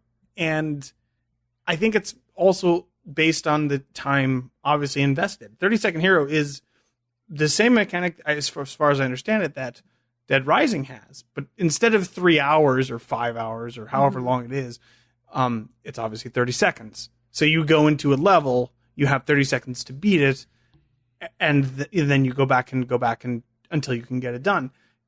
30 seconds seems reasonable to me. I do not want to go 2.5 hours into a game and then replay the same parts over. I think there's a spectrum there. I do think that I'm probably on one side of it. We do represent different levels of that spectrum, but I can appreciate those things in smaller chunks. But man, if I have to try to go through that whole Dead Rising campaign and get as much done as I can, no thanks, nope, that's too much. I may be mistaken with half-minute hero or 30-second hero. Thank you, half-minute. Yeah, okay, yep, you're half-minute right. hero, Yep. Super Mega Climax, whatever edition came out on Xbox, but that game, I think. Also, you get things that eventually let you either have more time, or the things you do will increase your time. One thing with Dead Rising is it's very, if you have 2 hours to complete something, you have 2 hours. There's no way you're going to extend that time. There's no way you can get extra, unless the storyline calls for it, where you do this thing, well, now you have an extra 15 minutes. So that also, I think, affects your approach to it, where, like you said, with Half Minute Hero, you can go back and that's true. You actually, where you can't in Dead Rising. Yeah, a core mechanic of that game is you can reset your 30 seconds as long as you get to a specific save zone. You can actually reset that time indefinitely, almost basically. Right. So yeah. And right. So I think we pretty much covered that. We'll see what Capcom Vancouver has to announce. Maybe I'm sure we'll get more Mega Mans. Maybe I know they're working on those. Not Vancouver, but yeah, those are coming. Another tech giant. Well, not to say that Capcom's a tech giant, but there's been rumors abound about Google that they might be working on a game streaming service codenamed Yeti. Similar to kind of what PS Now is doing, or like the Nvidia things. That there's some rumors out there about Google doing it, and there. The article I'm reading through Engadget here is kind of funny because it's saying like, "Hey Google, like where were you 2 years ago when this was actually a thing?" The main thing is the lag, right? If you're going to do a streaming service, how do you combat lag and do it? Now, if anybody's got a shot, you got to think Google might have something to offer here. Do any of these do anything for you? If Google came out with a home console, now, there's talks of it like, well, let's say it's like the Ouya. Okay, well, no, I don't want a home console to play phone games. But let's say they came out with like a legitimate home console. Does that do anything for you? Is another entry into the market? Is it already too bloated? I mean, there's only really 3, right? Go ahead. Go ahead, Michelle. No, you go ahead. I'm pretty big into the Google ecosystem. I spend my time almost exclusively when I can inside their system. I know Google pretty well. This is a non-starter. It may be something that they have worked on. It may be something that they are working on. It may even be something that they release. This is not a long-term thing for Google. It's not anything that's going to be significant, and it's I'll make a prediction right now, nothing that will matter long-term in the gaming industry. They have moonshots all over the place. They have these big projects that they do. Yeah. That they just do because they have trillions and zillions of dollars and they can just do these things. It's not going to be anything that matters. Maybe at best they'll release some sort of streaming device that has some semi-impressive technology that you can stream, 360 quality games to your TV. Maybe best case scenario. But the most likely scenario to me is they just don't release this. It's not anything that ever gets out in the public. I can say it. Michelle, do you adhere to that? I was going to use the word ecosystem too, slightly differently though. I am so invested in the Xbox ecosystem that I don't see myself going out to pick up a Google console, because there's all sorts of questions about that, right? Like what content is going to be on there, and are they going to have first party content? Are they strictly going to reach out and put old content? We don't know.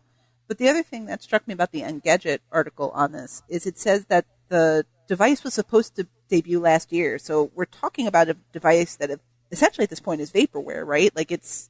Yeah. And I feel like a lot of this is motivated because Phil Harrison is now involved at Google, and he has a history with Sony. He has a history with Microsoft. So there's sort of, he's a gaming guy. So now this gaming thing is back on the table. And I'm not, right. I'm not You're sure not convinced? that's what that means. Yeah. It may, but I don't think it means it in this context. I also kind of read this article like, are you trying to connect the dots where there's no dots? Like, oh, well, he's there, and this is his background, and there was this thing once. Bam! Matlock. Right. That's how I read it, too. Lock it down. It feels too... Everything is too tenuous. It's just, a little bit from column A and a little bit from column B, and I don't even know what column X is, but we're going to put this together, and guess what? Google's making a streaming console, because some of the ways I saw it reported was that, and that's not... It's just this discussion that maybe that's something Google wants to invest in, and why not? Gaming is a huge part of the pie right now. There's lots of money in it. Right. I don't think it hurts the industry to have another competitor. Whenever console wars come up, we need Nintendo, Microsoft, and Sony to be good and healthy because they keep making each other do better things. Agreed. But the future of all this stuff to me seems to be where Games Pass is heading, where it's not a streaming service, but it's a ready-to-download service onto your box. Kind of a rental service. Right. And I think this idea is not plausible at this point. The lag issue, as people were saying, and I think PlayStation Now kind of encountered some of that. Was that what that service was called? Yep. when that was active. So we're not there yet in terms of what we can handle with our internet and download speeds. And the concept's a year too late. Like, we've already moved on to the next thing. I'm not sure where all this came from. You know, and I'm wondering if, I mean, like Proulx said, there's so many blue sky projects within Google. They're likely trying to, you know, when they get the Google Fiber infrastructure in place, like now we need to promote it. What can we do? Well, with Google Fiber, you can do this streaming service, and we can bring lag down to these milliseconds or this, or you know, instantaneous, right? Like just creating market, you know, revenue streams and trying to brainstorm ideas that work. And so, yeah, hey, gaming's popular. Here's an option. What about this? Let's prototype it out. See what happens. I don't know. I mean, Google's big enough where they've launched all sorts of stuff we use daily, Gmail and Google Drive, but they've also sunsetted a ton of things that they've done.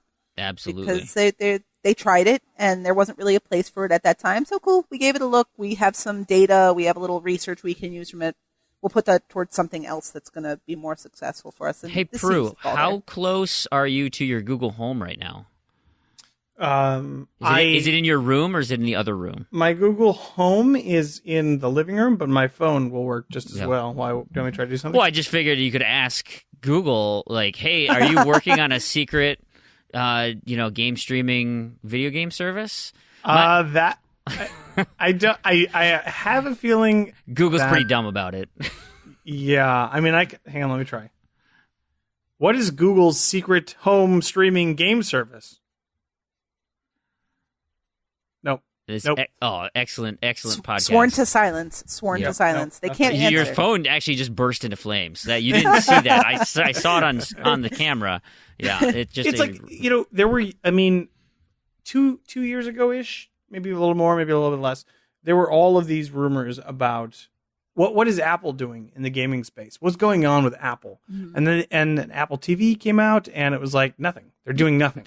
They're porting iOS games onto your TV, I guess, if that's what you want to do, including Minecraft, by the way, which I do want to get that version done. But yeah, no, these ginormous tech companies will have people who are working on things that are tangentially related to gaming stuff. It does not mean like that these things are going to see the light of day. It doesn't mean that these things are going to be significant in any way. It just means that somebody is involved with trying to see how their infrastructure could work, because that's how they do these crazy wild things that they do. I've got 2 comments. So one, based on your iOS thing, I was at Qdoba today eating lunch, and there was a woman who was also eating lunch, a couple tables in front of me, playing Candy Crush on like the most massive iPad I've ever seen, on her table, like just by herself doing whatever. I'm like, that, you know, cool, as long as you're having fun. And your comments about the Apple TV, I'm thinking like having a 55-inch Candy Crush display, like just how obscene that would be. Anyway, the other thing is, so I got a Google Home for my birthday. My wife got it for me, and I love having it. It's upstairs in the kitchen right now, and so like I'll walk in, have it play some music, do stuff like that. Turns out it's pretty dumb though. Like I'm still trying to figure out the questions I can ask it, because I tend to get, like, when I'm doing Google, like I get pretty specific on my requests, but by that point though, you know, autocomplete has come up and it's like, yes, that's what I want to say right there, and I can click on it. But with like Google Home, like I don't have that response, and so like I'll have this like long-winded sentence, and then it's, yeah, I don't know anything about that right now, and it's like, oh, like you pick up on some pieces of what I want to know. Just start spitting stuff out at me, lady. Your Google foo has to be strong. Yeah, it's not right now. One of the most relevant pieces to what I've had in my personal life recently is, hey Google, can I give my dog some celery, right, or whatever, right? And you monster. It's really good about that sort of thing. Yes. You know, according to dogscaneatthis.com, right? Like, you know, and like, and it's but if you start to be like too precise or too minuscule, or like too on the nose, like it freaks out. So you just need to know kind of the limitations. You kind of have to learn it naturally. But otherwise, it's a very effective tool. So for things. I asked it today because my license is expired now. Because this birthday, right? That I just need to get a new driver's license photo. I need to take an eye exam again, and so I was gonna go today, but I got out of work late. So I was like, "Hey Google, when is the license center open tomorrow?" And it's like, "It's closed tomorrow. It'll open again on Monday at 8:30." I'm like, "Okay, that's probably right, but like." Did it find the right place I was looking for? So then I had to go to my phone and actually look up and be like, yes, okay, I did get the name of the building correctly, and they indeed tell me the right information. It's like, well, what's the point? I had my phone. I should have just done it right there. But man, the other thing, okay, sorry, I got to go on a tangent here because this is super frustrating. So I listen to Spotify quite a bit, especially with my kids.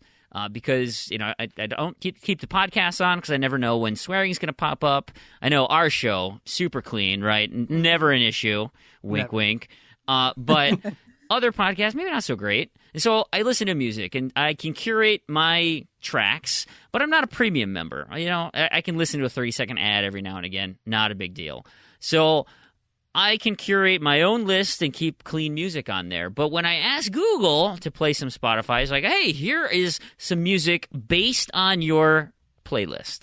And it's certainly music I like, all the bands that I like, but there's no explicit filter on it. And so, like, my kids were in the car and I was getting ready to go to the gym, and all of a sudden I'm hearing some Blink-182, and they're dropping F-bombs and stuff, and I'm like, oh, whoa, like, I can't have that in the house.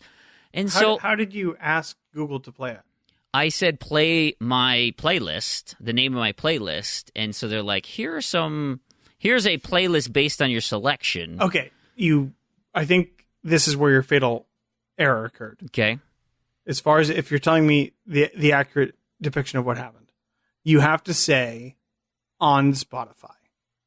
You have to specify, because it is, if you tell it to play whatever, blah, blah, blah, blah, blah, it's going to try to do anything that you tell it to play by default through Google Music. Okay. Maybe that's so you have to say, play my blah, blah, blah on Spotify. Yep. And you have to make sure that those accounts are linked. So, yep.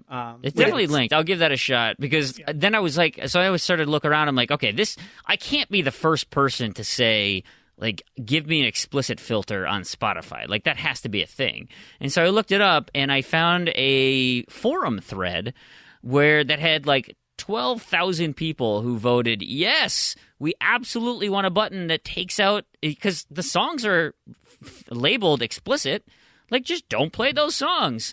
And so there's like 12,000 people. I said, yes, I'm totally going to vote for this too. Like, let's get this happening. And I looked at the date, and there was a response in 2016 that said, we really like this idea, and we're listening. We're just trying to get it to work. And I'm like, it's taking you 20 months to get this to work? Like, please, come on. You got to be kidding me, Spotify. Anyway, sorry. Let's not end there with riling me up, because there's another thing that happened this week, and it was a comment by Kingsman2625.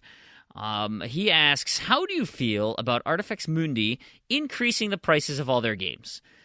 What would your reaction be if other indie publishers spontaneously increased their game price? Could we possibly see a trend where others start to increase, like, their prices, AAA games and things? We've been at the $60 price point for AAAs for years. Is that price coming to an end?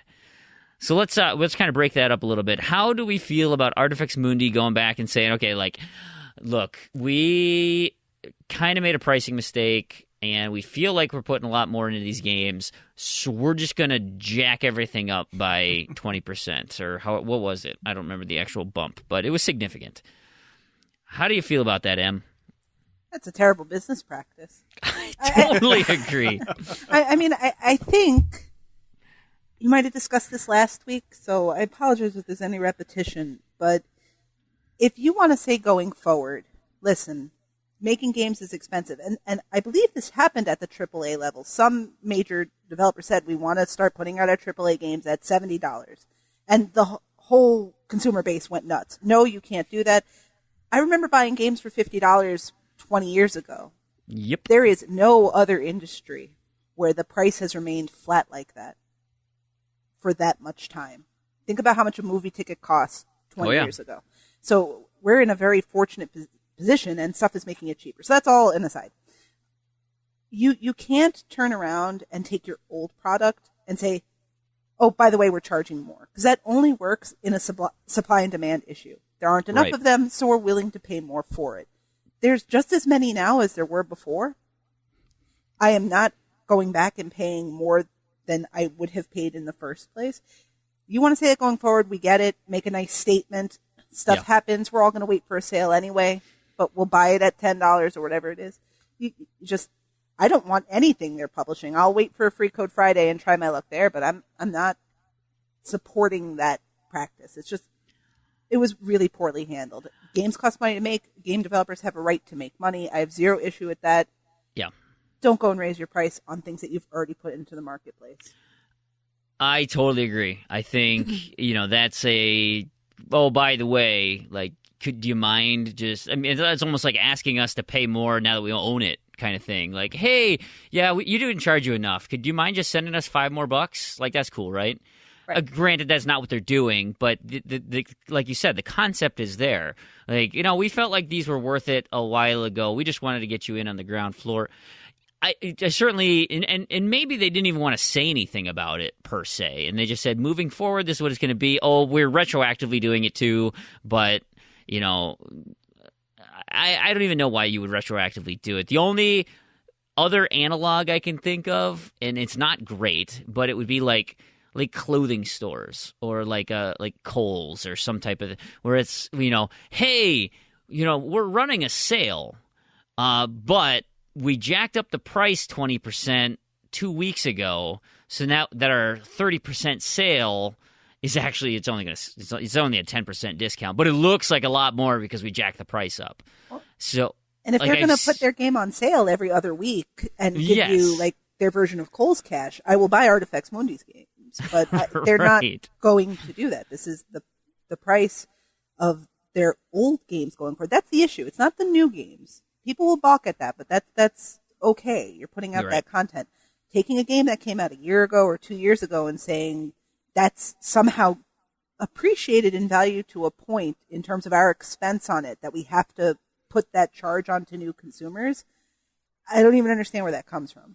Yeah. I mean, the only other thing to say is that, well, if you had an opportunity to buy it, let's say $20, you had an opportunity to buy it at $20, and that was not enticing enough for you. Well, now it's $30, and so we already don't have your sale, which is fine.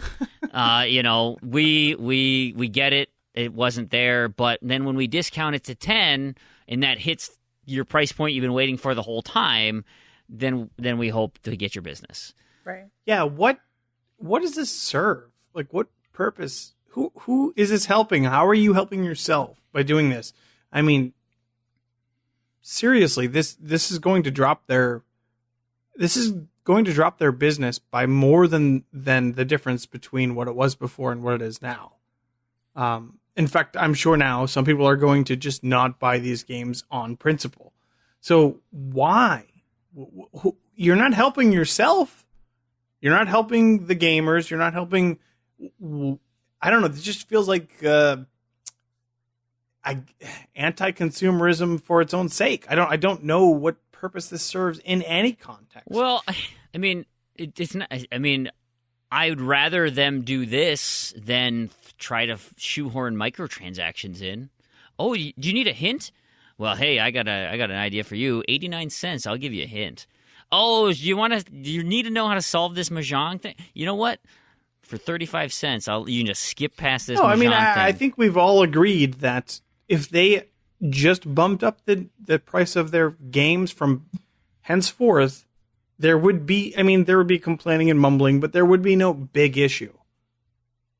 Retroactively bumping up the price of their games is what the problem is. I think it's just a flat line thing. Like, I think it's, hey, our games are $30 now. That's just it.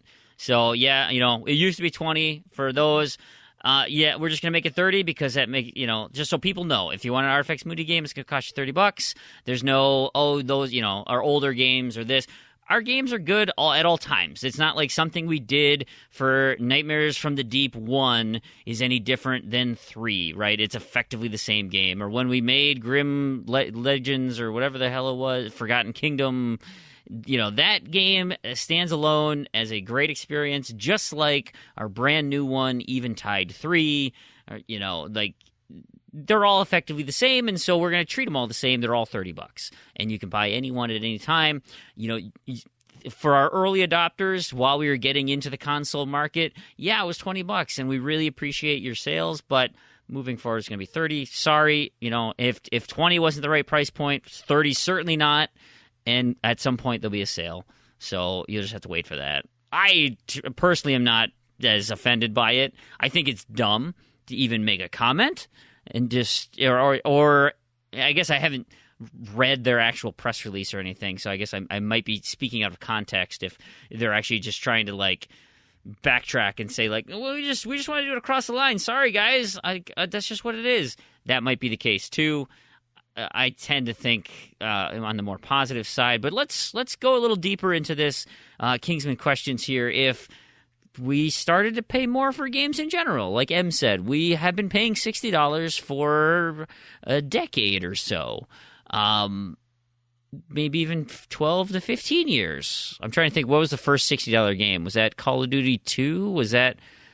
what was... Oh, good question. I'm trying to remember. It was an Activision game.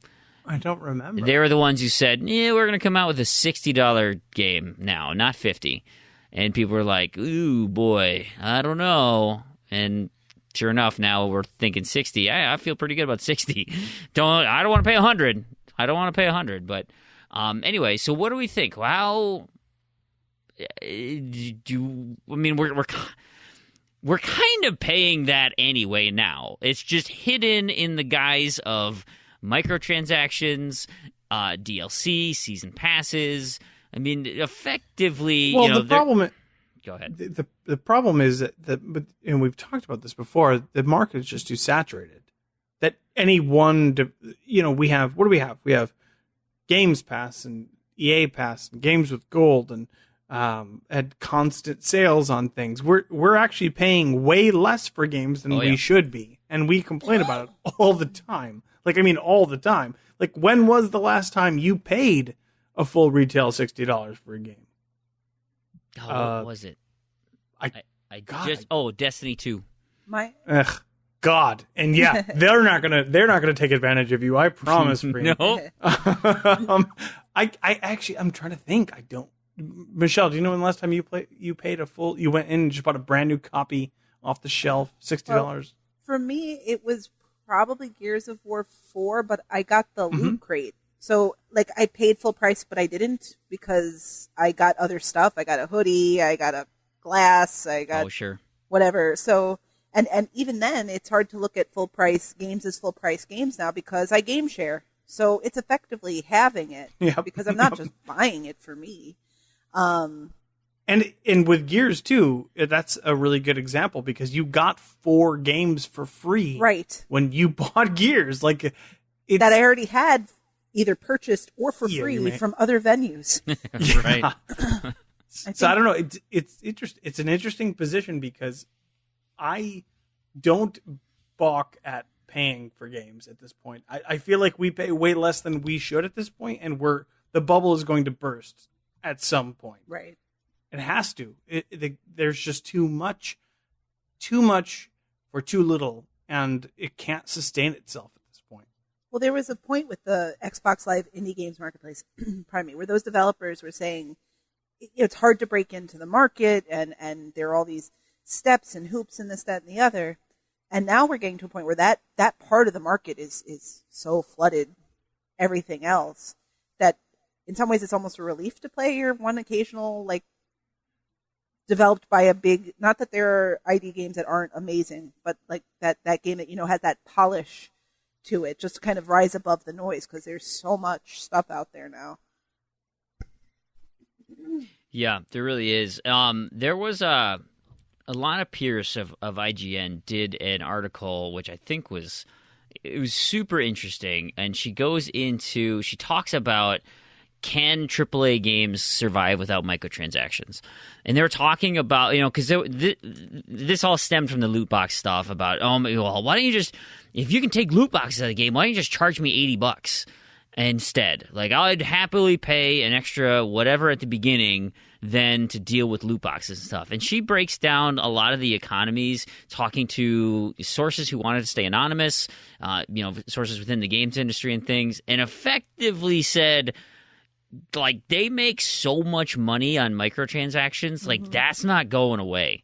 Like, there are some really addicted people out there, and there are just so many people that if we can just get $2 from them, it's not just addicted, blows away the notion of paying an $80 title. We frequently talk about in Discord, everywhere else, that we're just not the typical gamer. We will sit down and spend $30 on 6 on-sale ID games because we want the Gamerscore. That's not how most people spend their money in gaming. Most people will buy that one big game they want, and that extra $30 that we would spend on picking up Gamerscore games, they're going to spend on loot boxes and aesthetic things that they just want to have in the game. It's a chunk of the market that we are not a part of ourselves, so it's hard to remember that when we're considering how the market actually works, because it's just not our experience with it. Right. The other thing she mentions, and because I always hear this too, is games are just getting so much more expensive to make. So, we have to cover the development costs. And one of her salient points is, yeah, but there's also a huge amount of new gamers getting into it. So, yeah, when you were in the 90s and you were catering to 3 million gamers, like, yeah, you had to sell a lot of copies to those specific people. And and so your team of 60 people had to be funded by 3 million. Right. Okay, well, now your team is 100, but you're being served by 200 million, or I think the number she has is $110 billion industry. Like, yeah, that, and then it goes right into Proulx's point. There's so many people out there who can make games now by themselves. Yeah, it might take 7 years, but a single person can do that and recoup all the costs. And so I'm sorry that you have 100, 1,000, 5,000 people that you're employing to make games. And while I love AAA games, that's great, but I can get a fantastic Ori and the Blind Forest. I can get a fantastic game from a 12-person team. Like, those exist. Is it going to be a Call of Duty World War II? No. Could somebody make a game like that? They can get close enough. I don't need all of the polish, all the bells and whistles. I don't need I don't need to sit through 45 minutes of credits because you had 1 billion people working on this game. And I don't want to pay for that either. So, just if you make good content and fun gameplay, that should be enough. Right. I don't feel like I need to keep footing the bill for all that. But I think the current market makes it so that smaller developers and their games are sustainable because of the lower cost of entry, and very established game series will be fine because people are willing to spend more on that.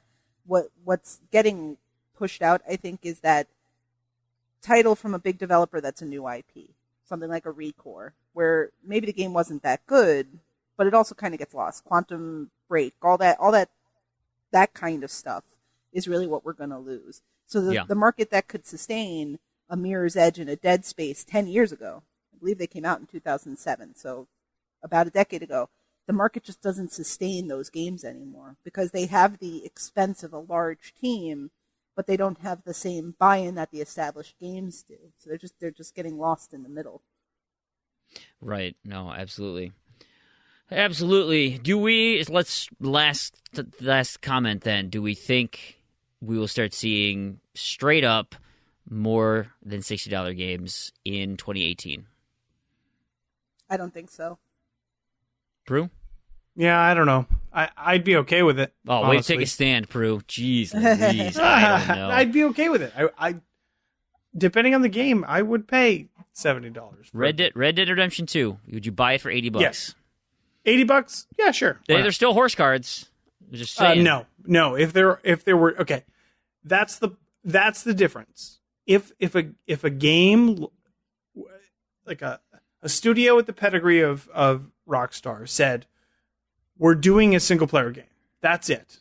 So, for example, like The Witcher 3, which I haven't played, but by all accounts is amazing and fantastic, and has been supported since launch, and has released all this fantastic DLC content, and has just been really, really just, as far as I'm aware, been amazing. I would pay, in my fantasy, I'd pay the $80 for that game, because it seems to be worth it for that.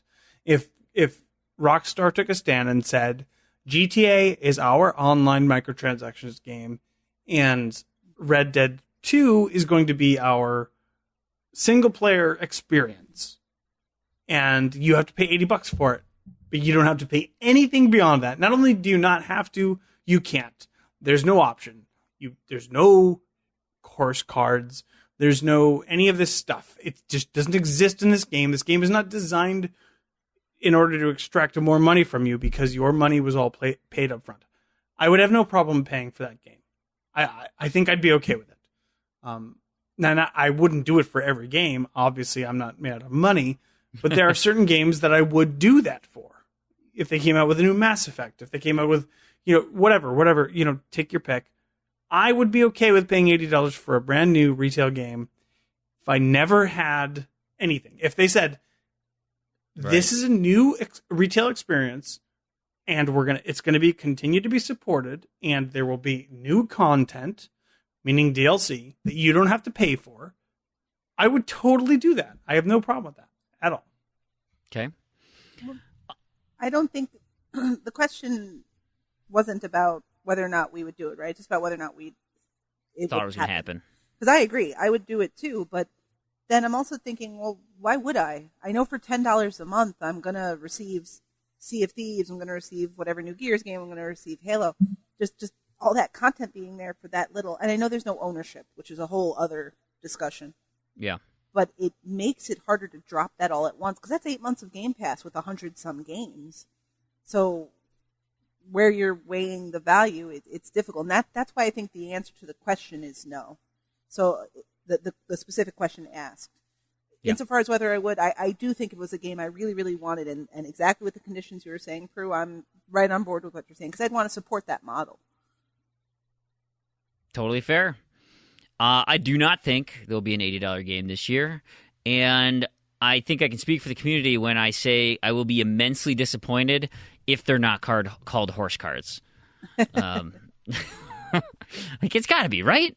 It's got to be horse cards. Boat cards. They'll think of something. Cards. Yeah. Wild West Bucks. That's great. I don't actually really have. Oh, I do have one other feedback comment here, and it was from Fufu Cuddly Poof. He asks, "Whatever happened to viral achievements? How come we don't see them anymore?"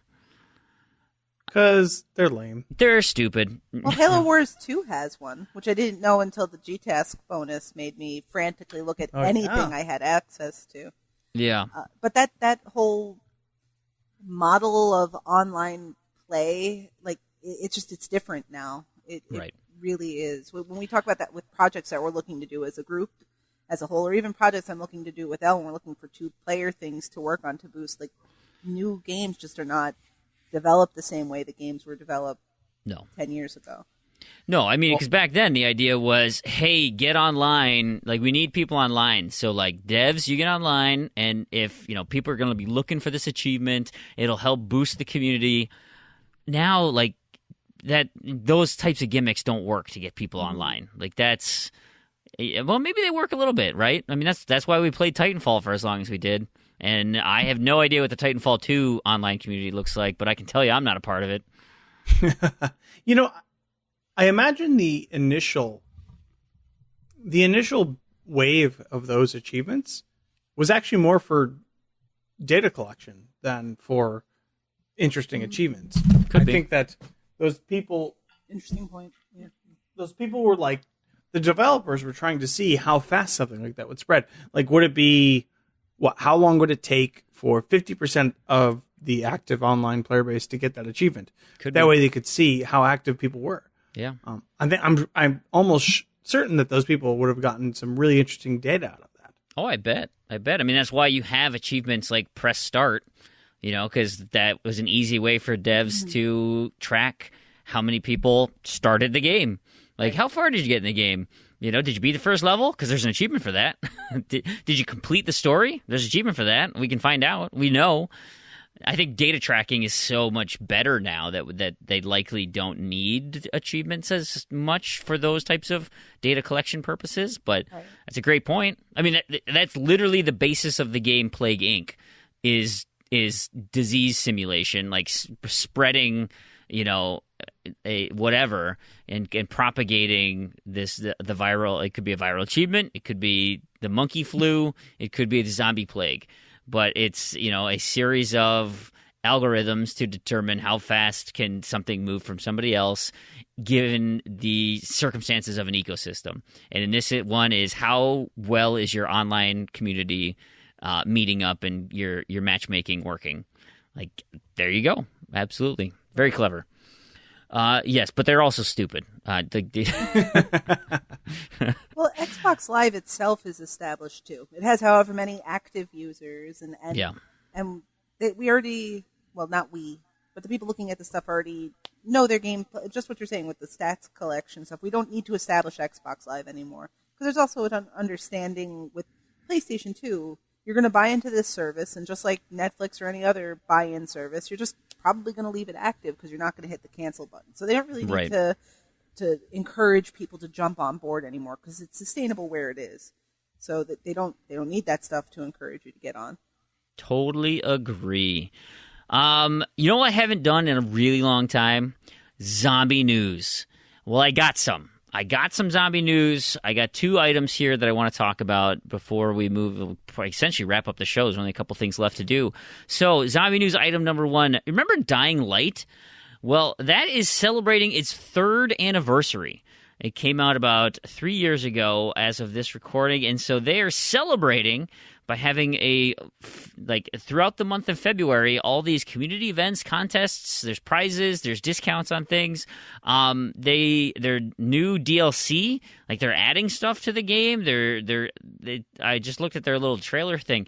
Like there's like dev tools in here, like you can make platforms and buildings and like running thing. I don't know. It looks pretty intense.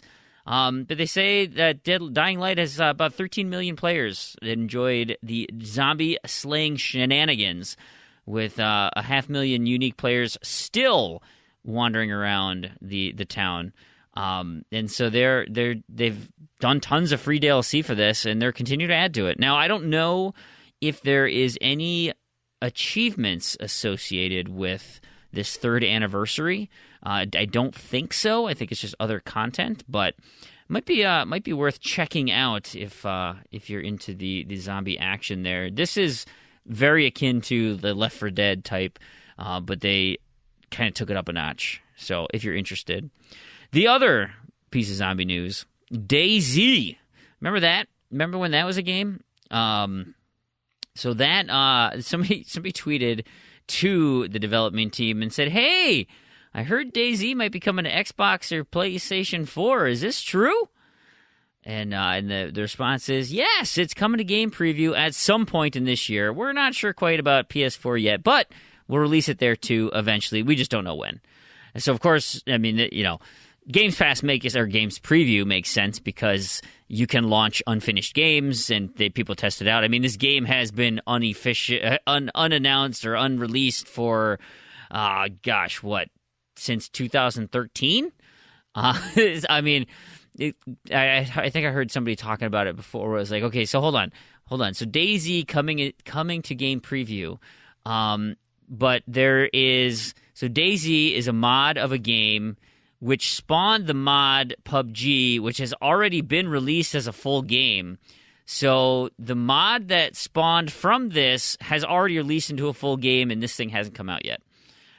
Anyway, strange, but you may actually get your opportunity for zombie survival action in DayZ on the Xbox via game preview, just like PUBG is, just like Fortnite, just like all these other We Happy Few. We can help them develop the game, even though Steam and PC has been doing it for 4 years now. I can't believe that. Like, they don't think they'll ever finish this game. Remember that other game that he said, what was it, 2 E3s ago or 3 E3s ago? That Future one.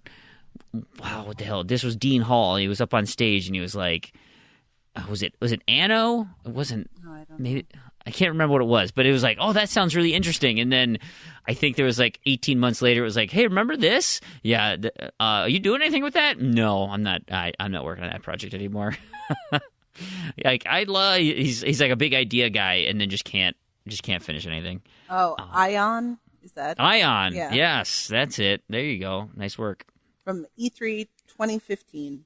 2015. Boy, Mm-hmm. that's funny. the Wayback Machine. Too, looking at the article you linked about DayZ, they've got links to their previous articles on it, and there's an article from 2016 that says DayZ is still coming to consoles, but not anytime soon.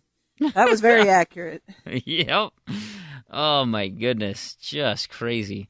All right, well, Proulx, it's not really our thing, but do we have any knobs and discos, any unobtainable or discontinued achievements we should talk about? You know what? I will absolutely answer that question in the form of Randy, inserted right here, if there are any. Oh, you're really doing that? No, I don't. I have no idea. I don't have any idea. That's a good throw to Randy, though. It's nice and natural. He can put himself in there now at this point, because I have no idea. Well, if he wants to, there was your chance, Randy. So otherwise, this is just a weird conversation we're having. I will say, I do like this feature on TA, because I just got an email saying, hey, if you didn't notice, these are games that are no longer available. Yes. Last month they were taken out of the marketplace. So, like, sorry, I hope that's not a problem. Not that these are like they're not specifically tied to achievements or anything, but these are an indication like, hey, we're not really supporting that anymore. So if there's something to be nervous about, maybe you should get on top of it. So the ones from January of 2018, Blacklight, Tango Down, Mercury HG, Quarrel, and Swarm were all taken out of their Burnout Paradise, Dodon Patchy Resurrection, Deadly Premonition, El Shaddai Ascension of Metatron, Forza Horizon 2, Fast and Furious, Zone of the Enders Collection.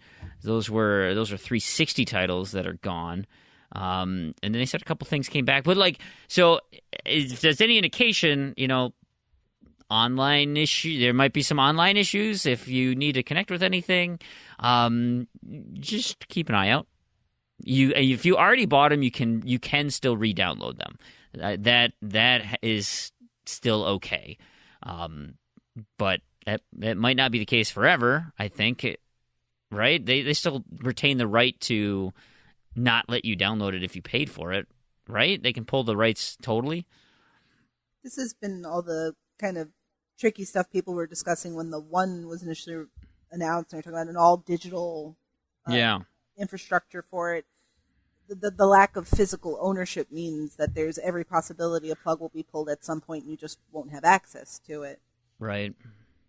There was an interesting article on, and maybe this will be a topic for another show, on Kotaku about why people pirate games. And they polled a bunch of people, and he's like, look, this is just me asking people. Like, no one had to tell me the truth, and no one had to, so I take this for what it's worth. But these are what people said. And it ran the gamut from people saying, like, well, I don't want to pay the money. Like, I want stuff for free. I want to play games. I can't afford it. To, well, I can't get it anymore. Like, it was never released in the U.S. I got to emulate it from Japan, and the only way to do that is pirate it. To, I just like pirating things. To, I mean, it was really interesting about why people pirate games. But the idea that, yeah, it's like I want to play my old Super Nintendo games, and I can't. Like, I just don't have the ability to play that anymore. It'd be great if I can emulate it, and the only way to do that is by stealing it.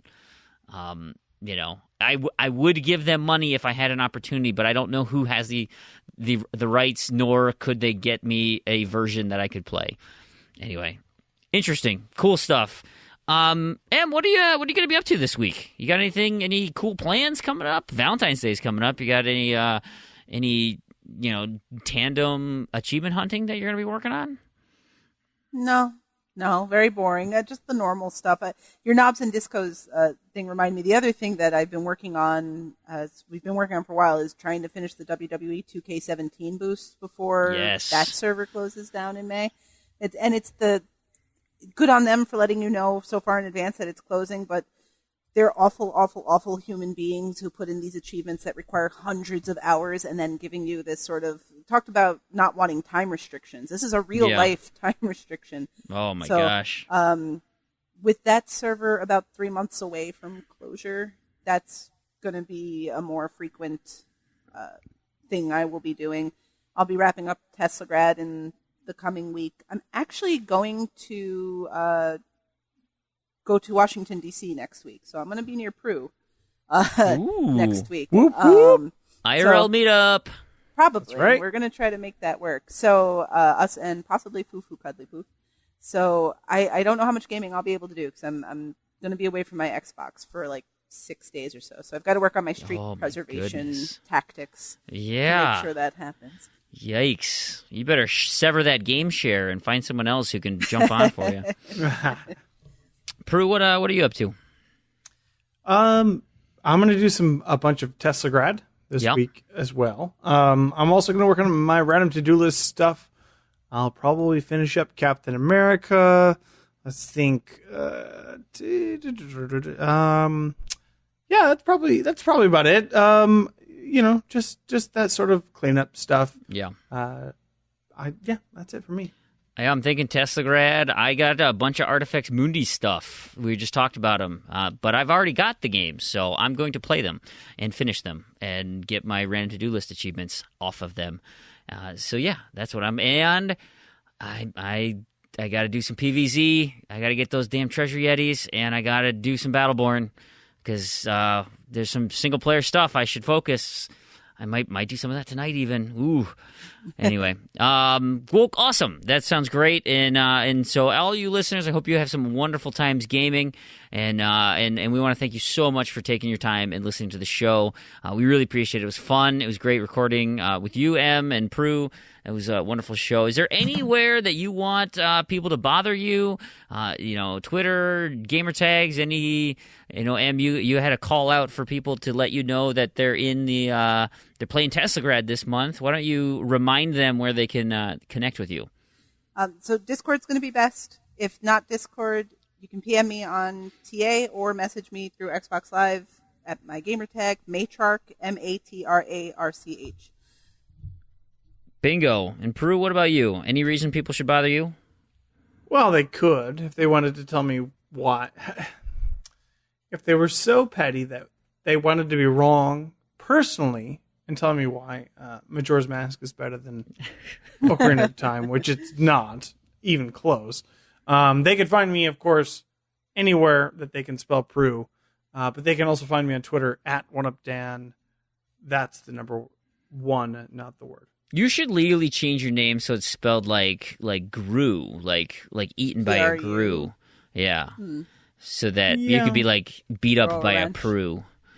You could have your own text adventure. It'd be great. We'll see. Maybe in the future. Yeah. Well, if you're looking for me, you can catch me at Freemhole, FREAMWHOLE. That's my gamer tag, my Twitter handle, my Xbox Live, our True Achievements business. You can get me there at all times. And of course, you can always reach out to the show. Z to Z, that's at ZEDTOZED on Twitter. Our Discord chat is the best. It's so much fun. We got a great community. Discord.io/Z to Z. And of course, we got our forums. So if you want in on those contests, I'm going to talk about those contests. I'm going to give out winners this week. So listen up to that segment coming up right at the tail end of this. But you go visit us, forum.z2z.com. That is the greatest. And if you are a listener and would love to continue to help support the show, boost up our prize pools, let us give out more games, let us do stuff like that, Patreon is the way to do it. We have a Patreon page, patreon.com/Z2Z. There's a theme here, right? Z to Z. You spell out that all the time. You can find us all over the place. But if even like $1, $3, anything that you can contribute, we thank you so much. And all of our current patrons, you guys are amazing. And if you can't support us financially, totally understand that too. Nothing is required. Everything is appreciated. But the best way to do it for free is just let your friends know. Listen to the show, spread the word, tell others about it, tell them how awesome our community is and how much fun it is to engage in contests. Hopefully they listen to the show. That'd be great too. But, if you don't, that's great too. You didn't hear me say that, so it doesn't matter. That'll do it for this week. And we got some stuff at the end of the show, but for right now, on behalf of Proulx and Matrarch, I have been Brandon, and to all of you achievement hunters and Gamerscore junkies out there, thank you so much for listening, and we'll catch you next episode. Z to Z Podcast presents Review Z. All right, so coming to you live from a tin can for another episode of Review Z. Oh, hold on, we're supposed to clap. Time? Yeah. Whatever. You're welcome, Randy.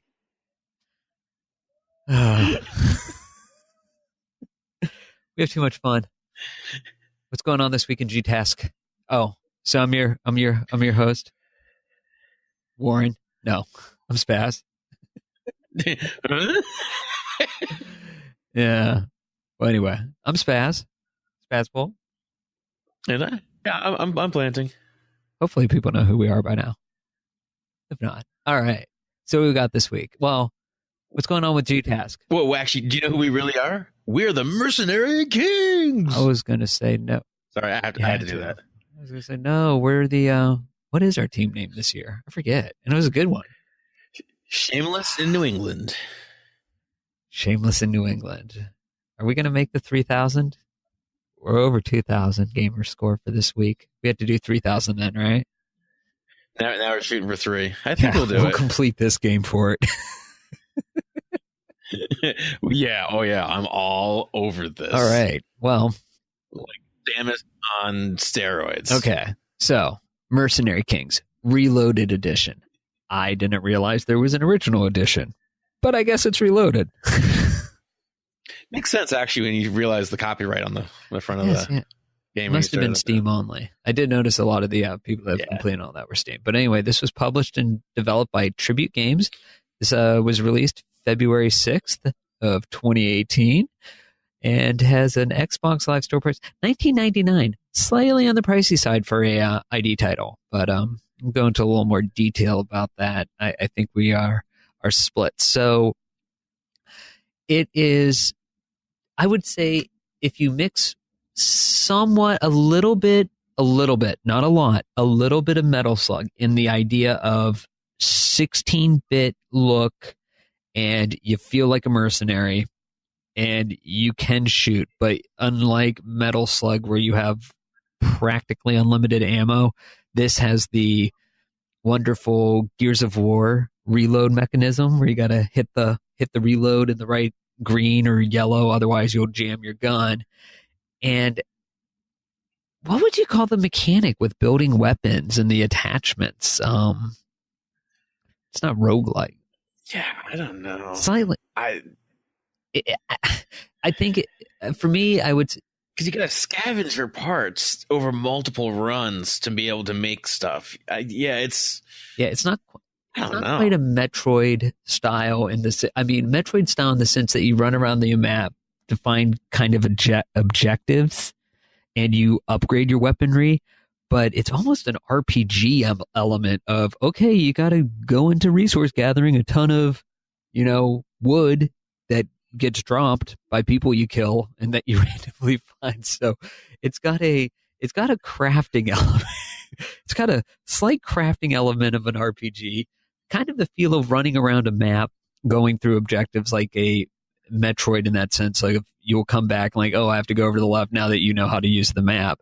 And then part aspect of Metal Slug, for me, it was kind of a hodgepodge. I mean, it's part roguelike because you've got 4 lives, 3 lives. I think it's 4 3 lives per mission. And once those lives are gone, you're back at your little base, and any supplies you'd gathered are gone. But if you beat a mission, you keep those supplies. So you could go do the first mission over and over and over again and just start stockpiling a ton of stuff and upgrade. So I guess in that sense, the 3 lives is only for the mission that you are on. So you basically have your main hub world where you select your missions and you can do your weapon upgrades and all that. And then during the mission, you have a limited number of lives to complete the missions.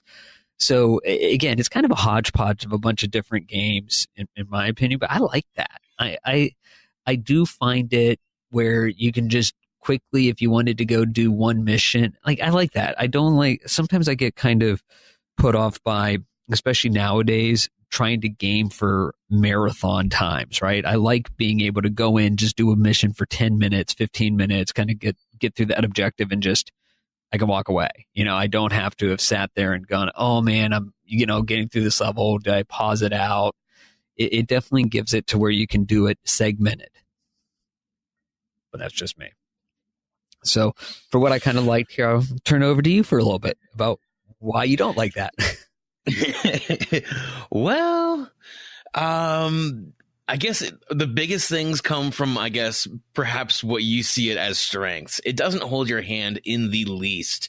For instance, you have a map that would be awesome if it told you to like open up and look to the right and see, oh, hey, here's where the guy you're supposed to rescue is.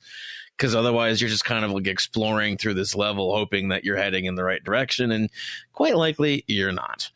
From what I understand, multiple missions also use the same map. So you kind of get used to the layout pretty quickly, which is not something I was able to do because I couldn't get past the first mission. I was able to complete it with the help of a co-op friend who was playing with me locally. And they decided to go one route when I went the other route. And well, they picked the route that had the person in it. So they won and mission complete. Awesome. I had no idea how we managed to get through. I'm like down on the bottom fighting these guys with like mining rigs. It was bizarre. For what it is, it's definitely got a lot of content, the replayability. It's worth the $20 if this is something that's up your alley. However, yeah, it's got too much. It's too noisy for me. If they picked a couple of the genres and stuck with them instead of trying to play every genre in one game, I think it would have had a lot more of a pull. As it is, it's going to be more of a niched game because it's everything all at once. So you're going to have to be a special kind of player to want to do everything at once. I don't know.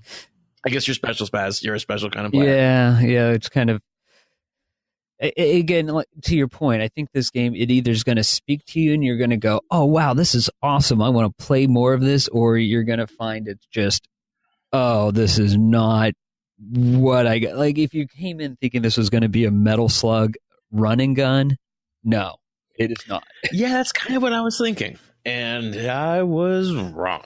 Yeah, but I mean, there is a speed run. One of the achievements is to beat the fastest time on all the missions of the game. So there is a speed run, like almost a platforming element. Like as you said, there's just parts of everything that make it a platformer, make it semi-roguelite, semi-RPG, it kind of tries to do a lot of things. Not necessarily, it doesn't do any of them extremely like over the top well, but none of them super poorly as well. I think overall, I mean, in terms of, we just played online together, and because we both control our own maps. Oh, and by the way, we needed adrenaline shots. So now I got to figure out how to get those so we can do the revives 10 times. Probably something you can craft. That's what I'm going to guess. But I mean, I've not found anybody playing online. I think, as you said, 45 track gamers right now have this game. So it's still early, but I think it's going to be one of those things. If you're going to want to do this with either a partner, if you're wanting to do it in co-op, if you definitely want 100% and to get all the online and all that done, you're either going to have a friend that you're going to have to know somebody about this game, because I don't think you're going to just be able to play online and find a random. Yeah, quite likely not. I mean, it's It's just too niche. Yeah.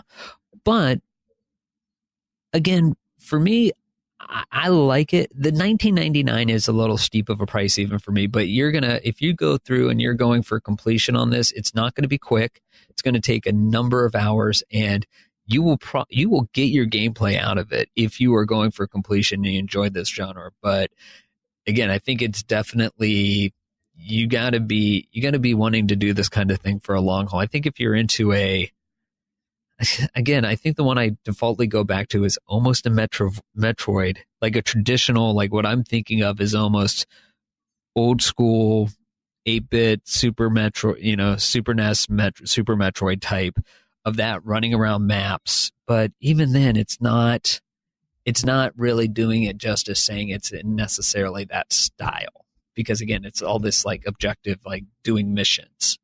I can't think of any other game off the top of my head that I would relate this to. Can you? Nope, agreed. It is. No, it's pretty unique. Yeah.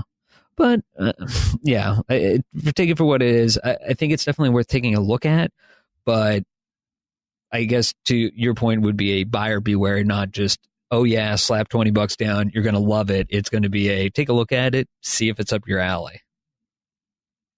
Agreed. Well, anything else for the listeners out there? Any past hot takes? Nah, it's a slow week this week. That's why I was trying to take a quick peek, but yeah, it's not looking like there's a whole lot going on. Well, you know what? It's because we're also in the midst of Winter Olympics and bean diving. I guess there's the bean dive right now. You would think that the Winter Olympics would have people scoring more. I don't know. Maybe we're working on more technical things. That could be. There's quite a few events that are much more planted out technically and not high scoring. So, that's true. Well, either way, that was our review of Mercenary Kings. As we said, check it out because, yeah, it definitely requires a look before going down the path of buying. I guess with that, back to the show. Peace. Peace.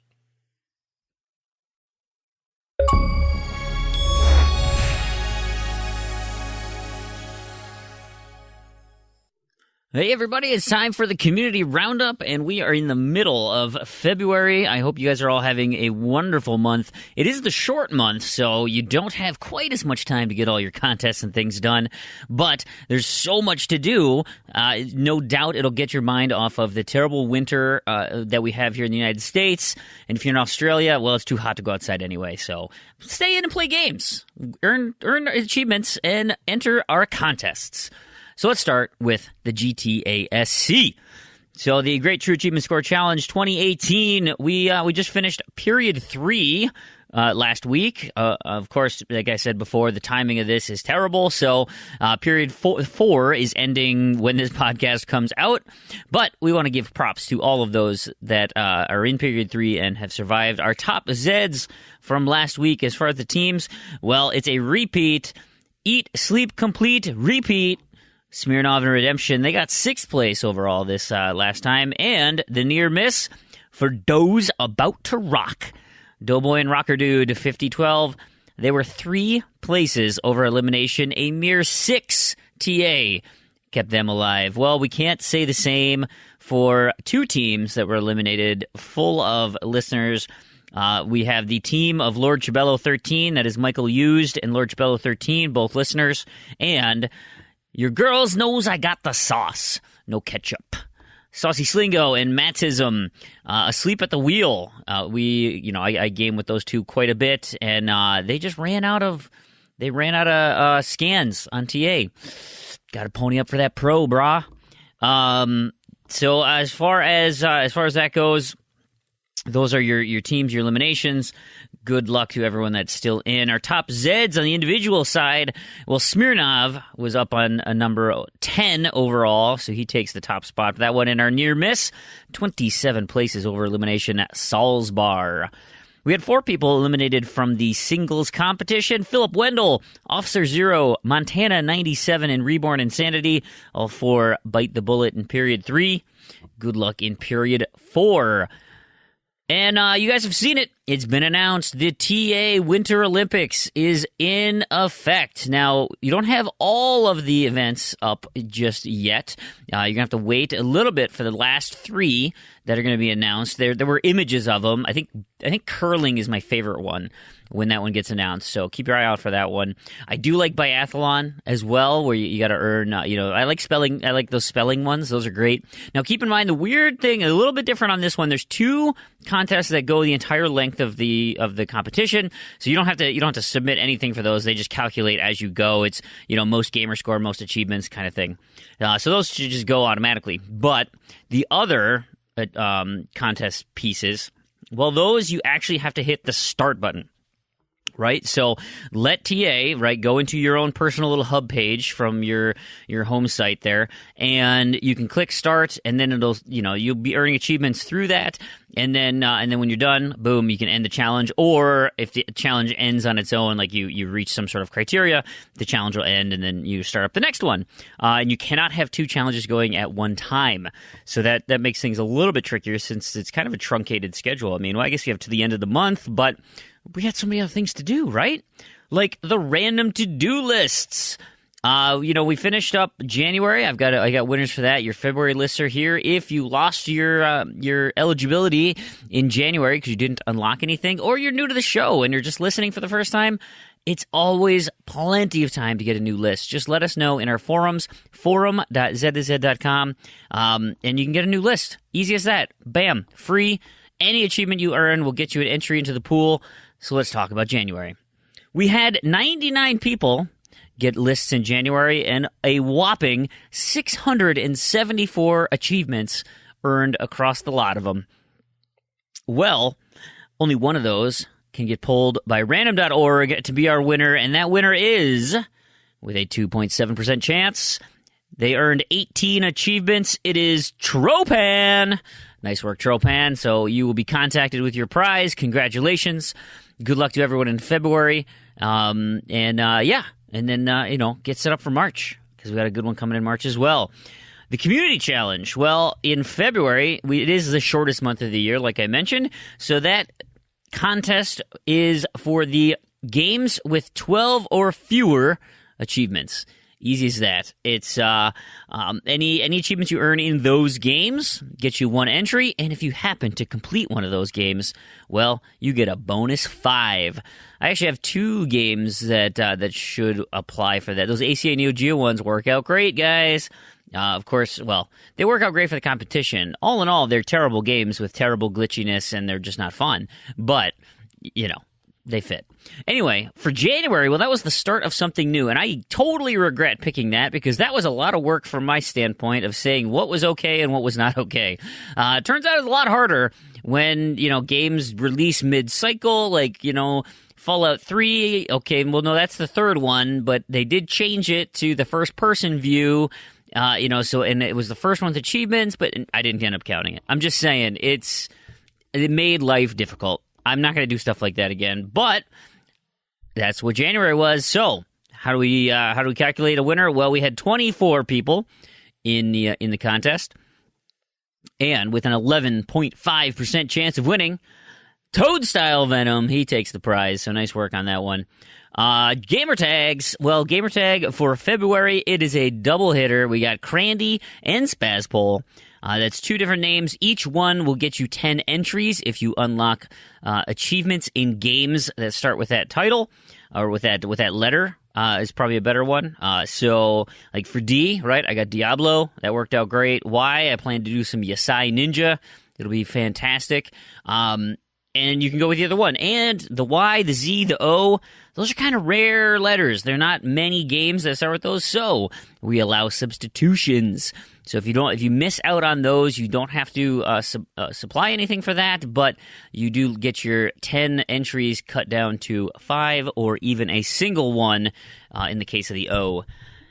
There we have it. Well, we did have January. January was Saucy Slingo. 25 people entered that one. And the winner, and everybody got it complete. So 4%, no matter who it was. But for January, it was Wildwood Mike, nice work. I could come up with some sort of a joke like the L's do, but we'll just let you have your win. So Wildwood Mike takes the Gamertag Challenge for the month of January. Congratulations. You heard on the show, Matrarch, we talked a lot about the game of the month. January was Agents of Mayhem. We're still probably going to be doing contracts for those as a group. I know not everybody's done with those yet. So, jump in. Let's clean that thing up. At least the connected contracts part of it. The rest of the game's single player, and you can do that on your own time. But certainly as a community, if you're interested, jump into the Game of the Month chatter on Discord. And try to set some things up. Let people know that you're working toward it, because if people know, then they'll be more inclined. You can set up a private party, or they could get on it around the same time and get in, make some new friends. Because the worst part is when you go on there and then it fills up with randoms who have no interest in doing any work. They just want you to do it all for them. Yeah, screw those guys. That's not fun at all. February, of course, is Teslagrad. So I mentioned on the show, I will be attempting, my plan is to do a regular Sunday night stream of all of the Game of the Month games, provided I have access to them. I should, come on, I'm the host of the show, I should have access to them in some regard. So this month, for February, I'm definitely going to do that. Sunday nights, I will post things, follow me on Twitter, at Freamhole, FREAMWHOLE. And I'll post in Discord and stuff like that, letting you know when I'll be streaming those. It'll be Freem Standard Time, so it might be a little bit late. You might have to catch the on-demand version on Monday. So that's for February. March, well, we had the vote up. We'll stick with the vote for this month, but that model may end up changing. We had Beer Me suggest Kick and Fennec. Chin Doctor suggests Manuel Samuel, and Michael Contini, he suggested The Cave. So we'll let that voting go for a little bit longer, and then next week we will have the announcement on which game will be the game of the month. And I've already mentioned April, we're going to do Sea of Thieves, provided it doesn't get delayed. It shouldn't, right? It's supposed to be released at the end of March. I fully anticipate that being the case. And go ahead, don't save it till April, right? We're not doing anything where, any achievement earned in the month of April counts for anything. Not doing that. We're just playing together as a community. So if you want to get your feet wet, understand how the systems work and all that fun stuff, go nuts. Jump in on the 21st or the 20th or whenever it comes out. Get on there, play some, because you know what? If you guys could be like Sherpas for me, I'm going to try to get on early if I can. We'll see when that Games Pass comes through. But, the plan will be going hot and heavy in April for Sea of Thieves. And as a community, let's try and take that thing down, or at least create some sort of armada and, rid the world of, I don't know, would we be good pirates? Would we be evil pirates? Who knows? Let's play the game. We'll find out. I did mention Discord quite a bit. If you're interested in getting into discussions about any of those games, we have separate channels set up in the main ZZ Discord channel. So if you want to just get in and talk with our community, the best place to do it, discord.io/Z2Z. That's all one word, ZEDTOZED, like our Twitter handle. And everything else, it's all combined, one word. So you get into there. It's an open invite all the time. Jump on into our Discord. Chat about the games that we're doing for Game of the Month. Chat about LFG sessions. Try and find some people to help you out. I know Kingsman 2625 looking for people to help out with Sunset Overdrive for his RTDL. Hopefully, we can get a crew together, 8-man chaos runs, and take care of that for him and others. I know I don't have any of those achievements. And guess what, guys? Spazpol has an S, Sunset Overdrive. It fits perfectly. Other than that, we have one final thing I need to talk about, and that, of course, is Patreon. We owe so much of this community to our wonderful patrons, and we are at a threshold, thanks to some fabulous donators, 30-plus of you, who go out of your way, tribute to the show. You people are amazing, and so we want to give back, and we can. We've been squirreling away what we can, just using what we need to cover our contests and our costs, and every little bit that we can add on top of that, we can put back in the community for prizes and things. Well, each month we give away a full retail game to one lucky winner, one lucky patron. This month, for the month of January, Mitt Realby. So congratulations, Mitt Realby. You have won yourself an Xbox game. So we'll reach out to you and lock in on what you want. We have added, and I don't know if it's going to stick, but as of now, Patreon bonuses also include picking games of the month, right? I mean, that's a little bit more of an incentive, and you get that sweet, sweet gold name in Discord. Just keep in mind, if you don't see it, it goes over at the end of the month, so there's that. And I have to do it manually, so let me know, because I'm terrible at remembering stuff like that. So if you don't have your gold name and you are in, I can make that happen. Our Discord boosting rooms. Last thing I'm going to touch on before I head out. We have Plants vs. Zombies, Garden Warfare. We are moving over to the one, folks, on Thursday nights, Freem Standard Time. That is 10 p.m. Central here in the United States. And we are playing the one version, starting up the one version on February 15th, the day after this is released. Hope you guys had an awesome Valentine's Day, but now it's time to get busy with some PvZ. Also, they're doing some Halo Master Chief boosting Tuesday nights. If you want to get in on that, there's plenty to do in that game. I don't know, there's like 7 billion achievements, so, don't forget about those.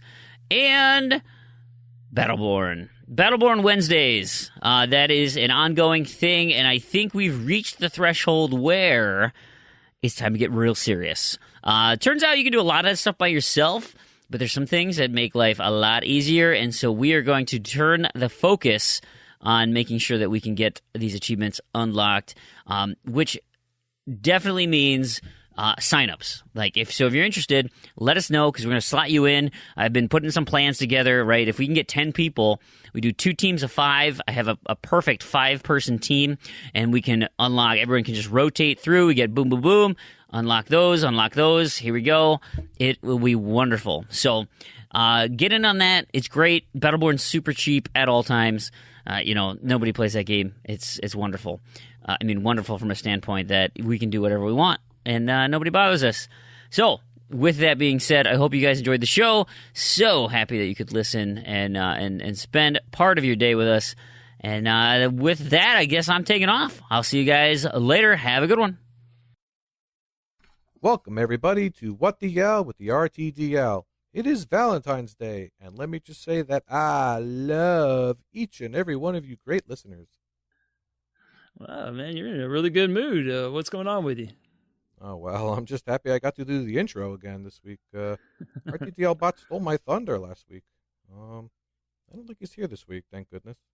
Yeah, well, you know what else is today, right? Wednesday. Tuna footlongs are $5 at Subway today? Are they? I don't know. I don't know about that, but it is Ash Wednesday. Do you know what that entails? Ash Wednesday. I assume that means Proulx is going to catch more Pokemon than usual today?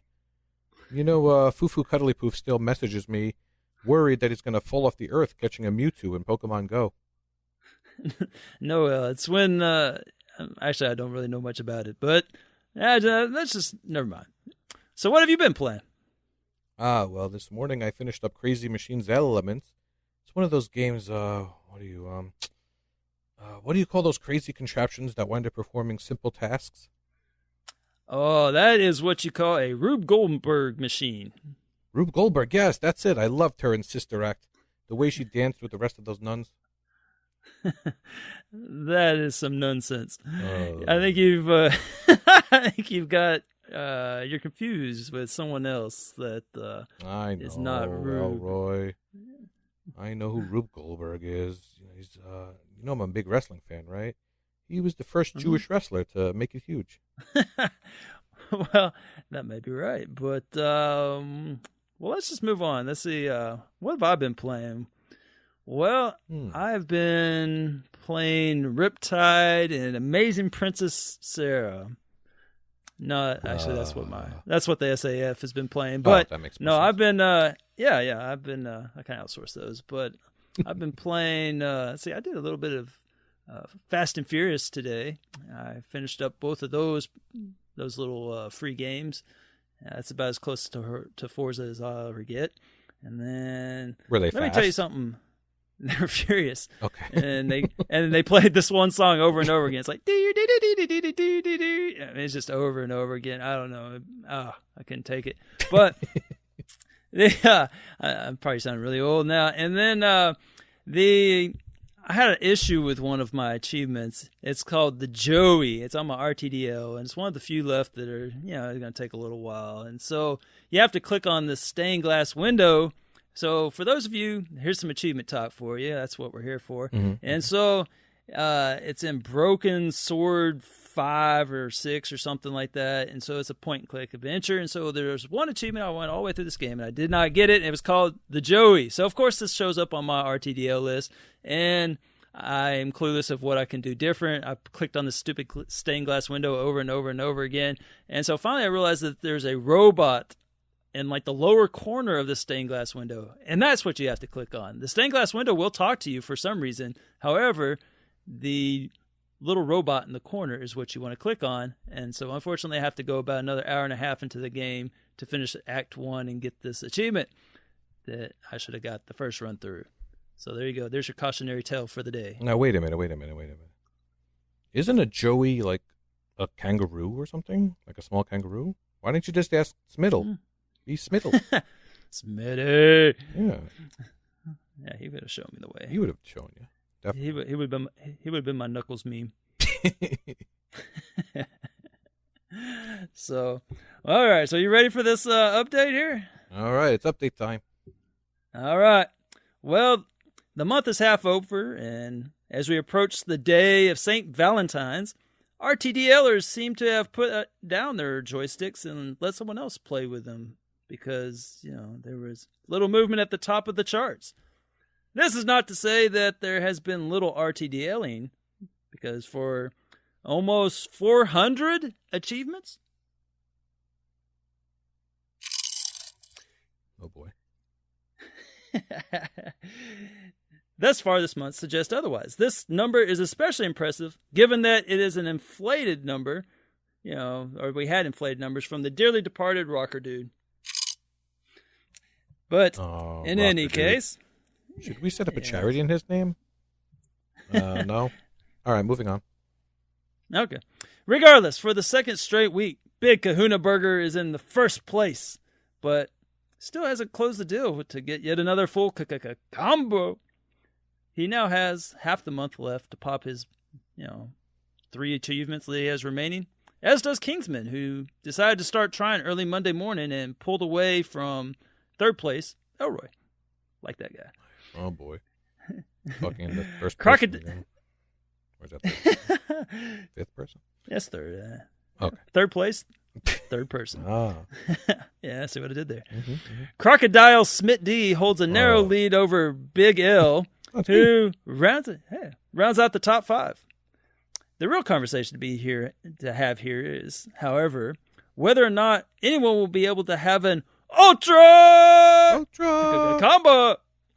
Thus, will anyone pull off the 100 for 100 for the trimester?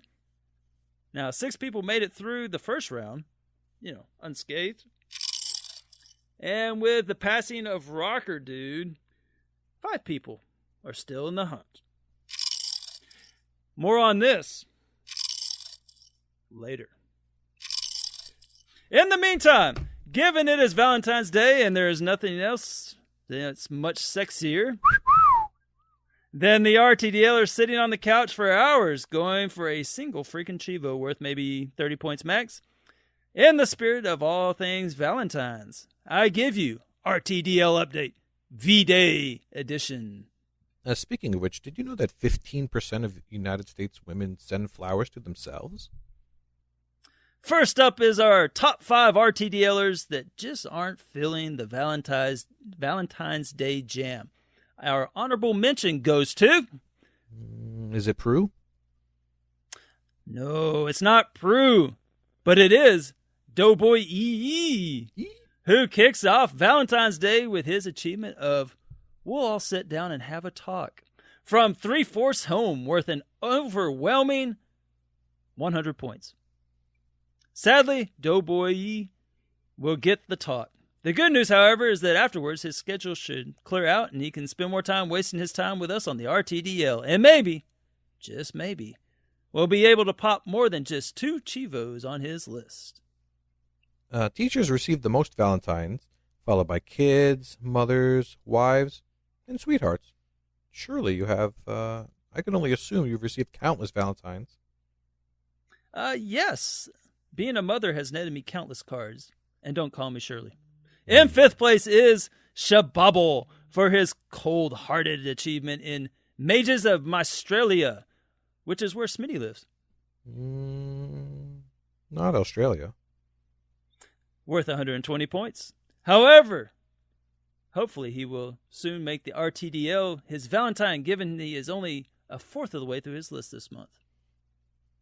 Hey, Elroy, did you know that men spend almost twice as much on Valentine's Day as women do? This year, the average man will spend $156, while the average woman will only spend $85. Thus, the average dude Chief Bro Hunter could have bought almost 20 ACA games, while the lady achievement hunters will buy only 10. Fascinating. You are giving me some great gift ideas. In 4th place, with 181 points, is Ooh. Big L. Ooh. With his achievement from Halo Wars of didn't get to second base. Uh-oh. I am sure the community feels terrible for you, Big L. And you're, about for you and your needs.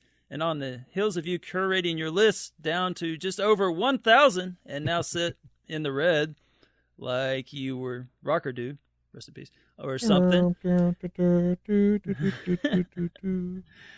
However, fret not, fearless co-host. Simply fire up Duke Nukem Forever, and you can get to second base anytime you walk by a wall. Oh, yes, that is true. Valentine's Day traces its roots to an ancient pagan holiday called Lupercalia, in which men stripped naked, grabbed whips, and spanked young women in hopes of increasing their fertility. Are you saying that you have stumbled upon the plot of the next Duke Nukem? Possibly. Probably. Yup. 3rd quarter release. In 2nd place by just 2 points is no other than Freemhole himself with the achievement of Broken Hearts Club from Agents of Mayhem, worth 183 points.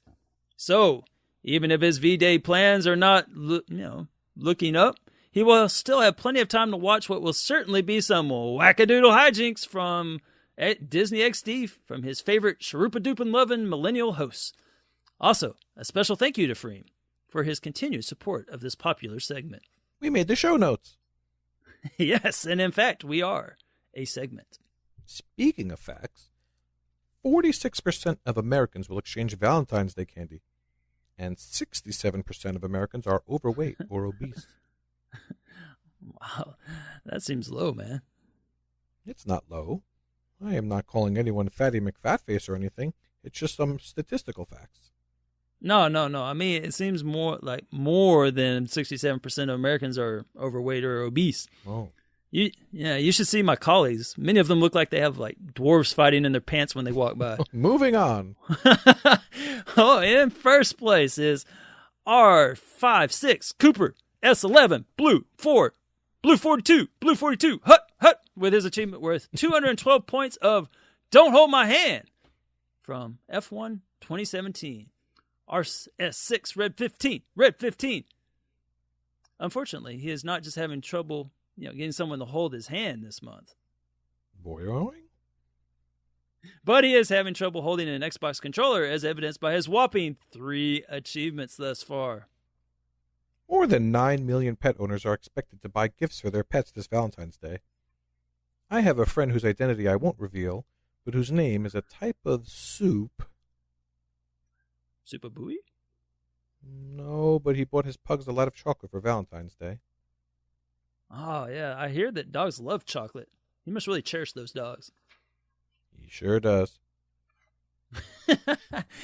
This list is contrasted by the top 5 RTDLers who are feeling the Valentine's Day and have achievements on their RTDL list to prove it. With the honorable mention... Is it Proulx?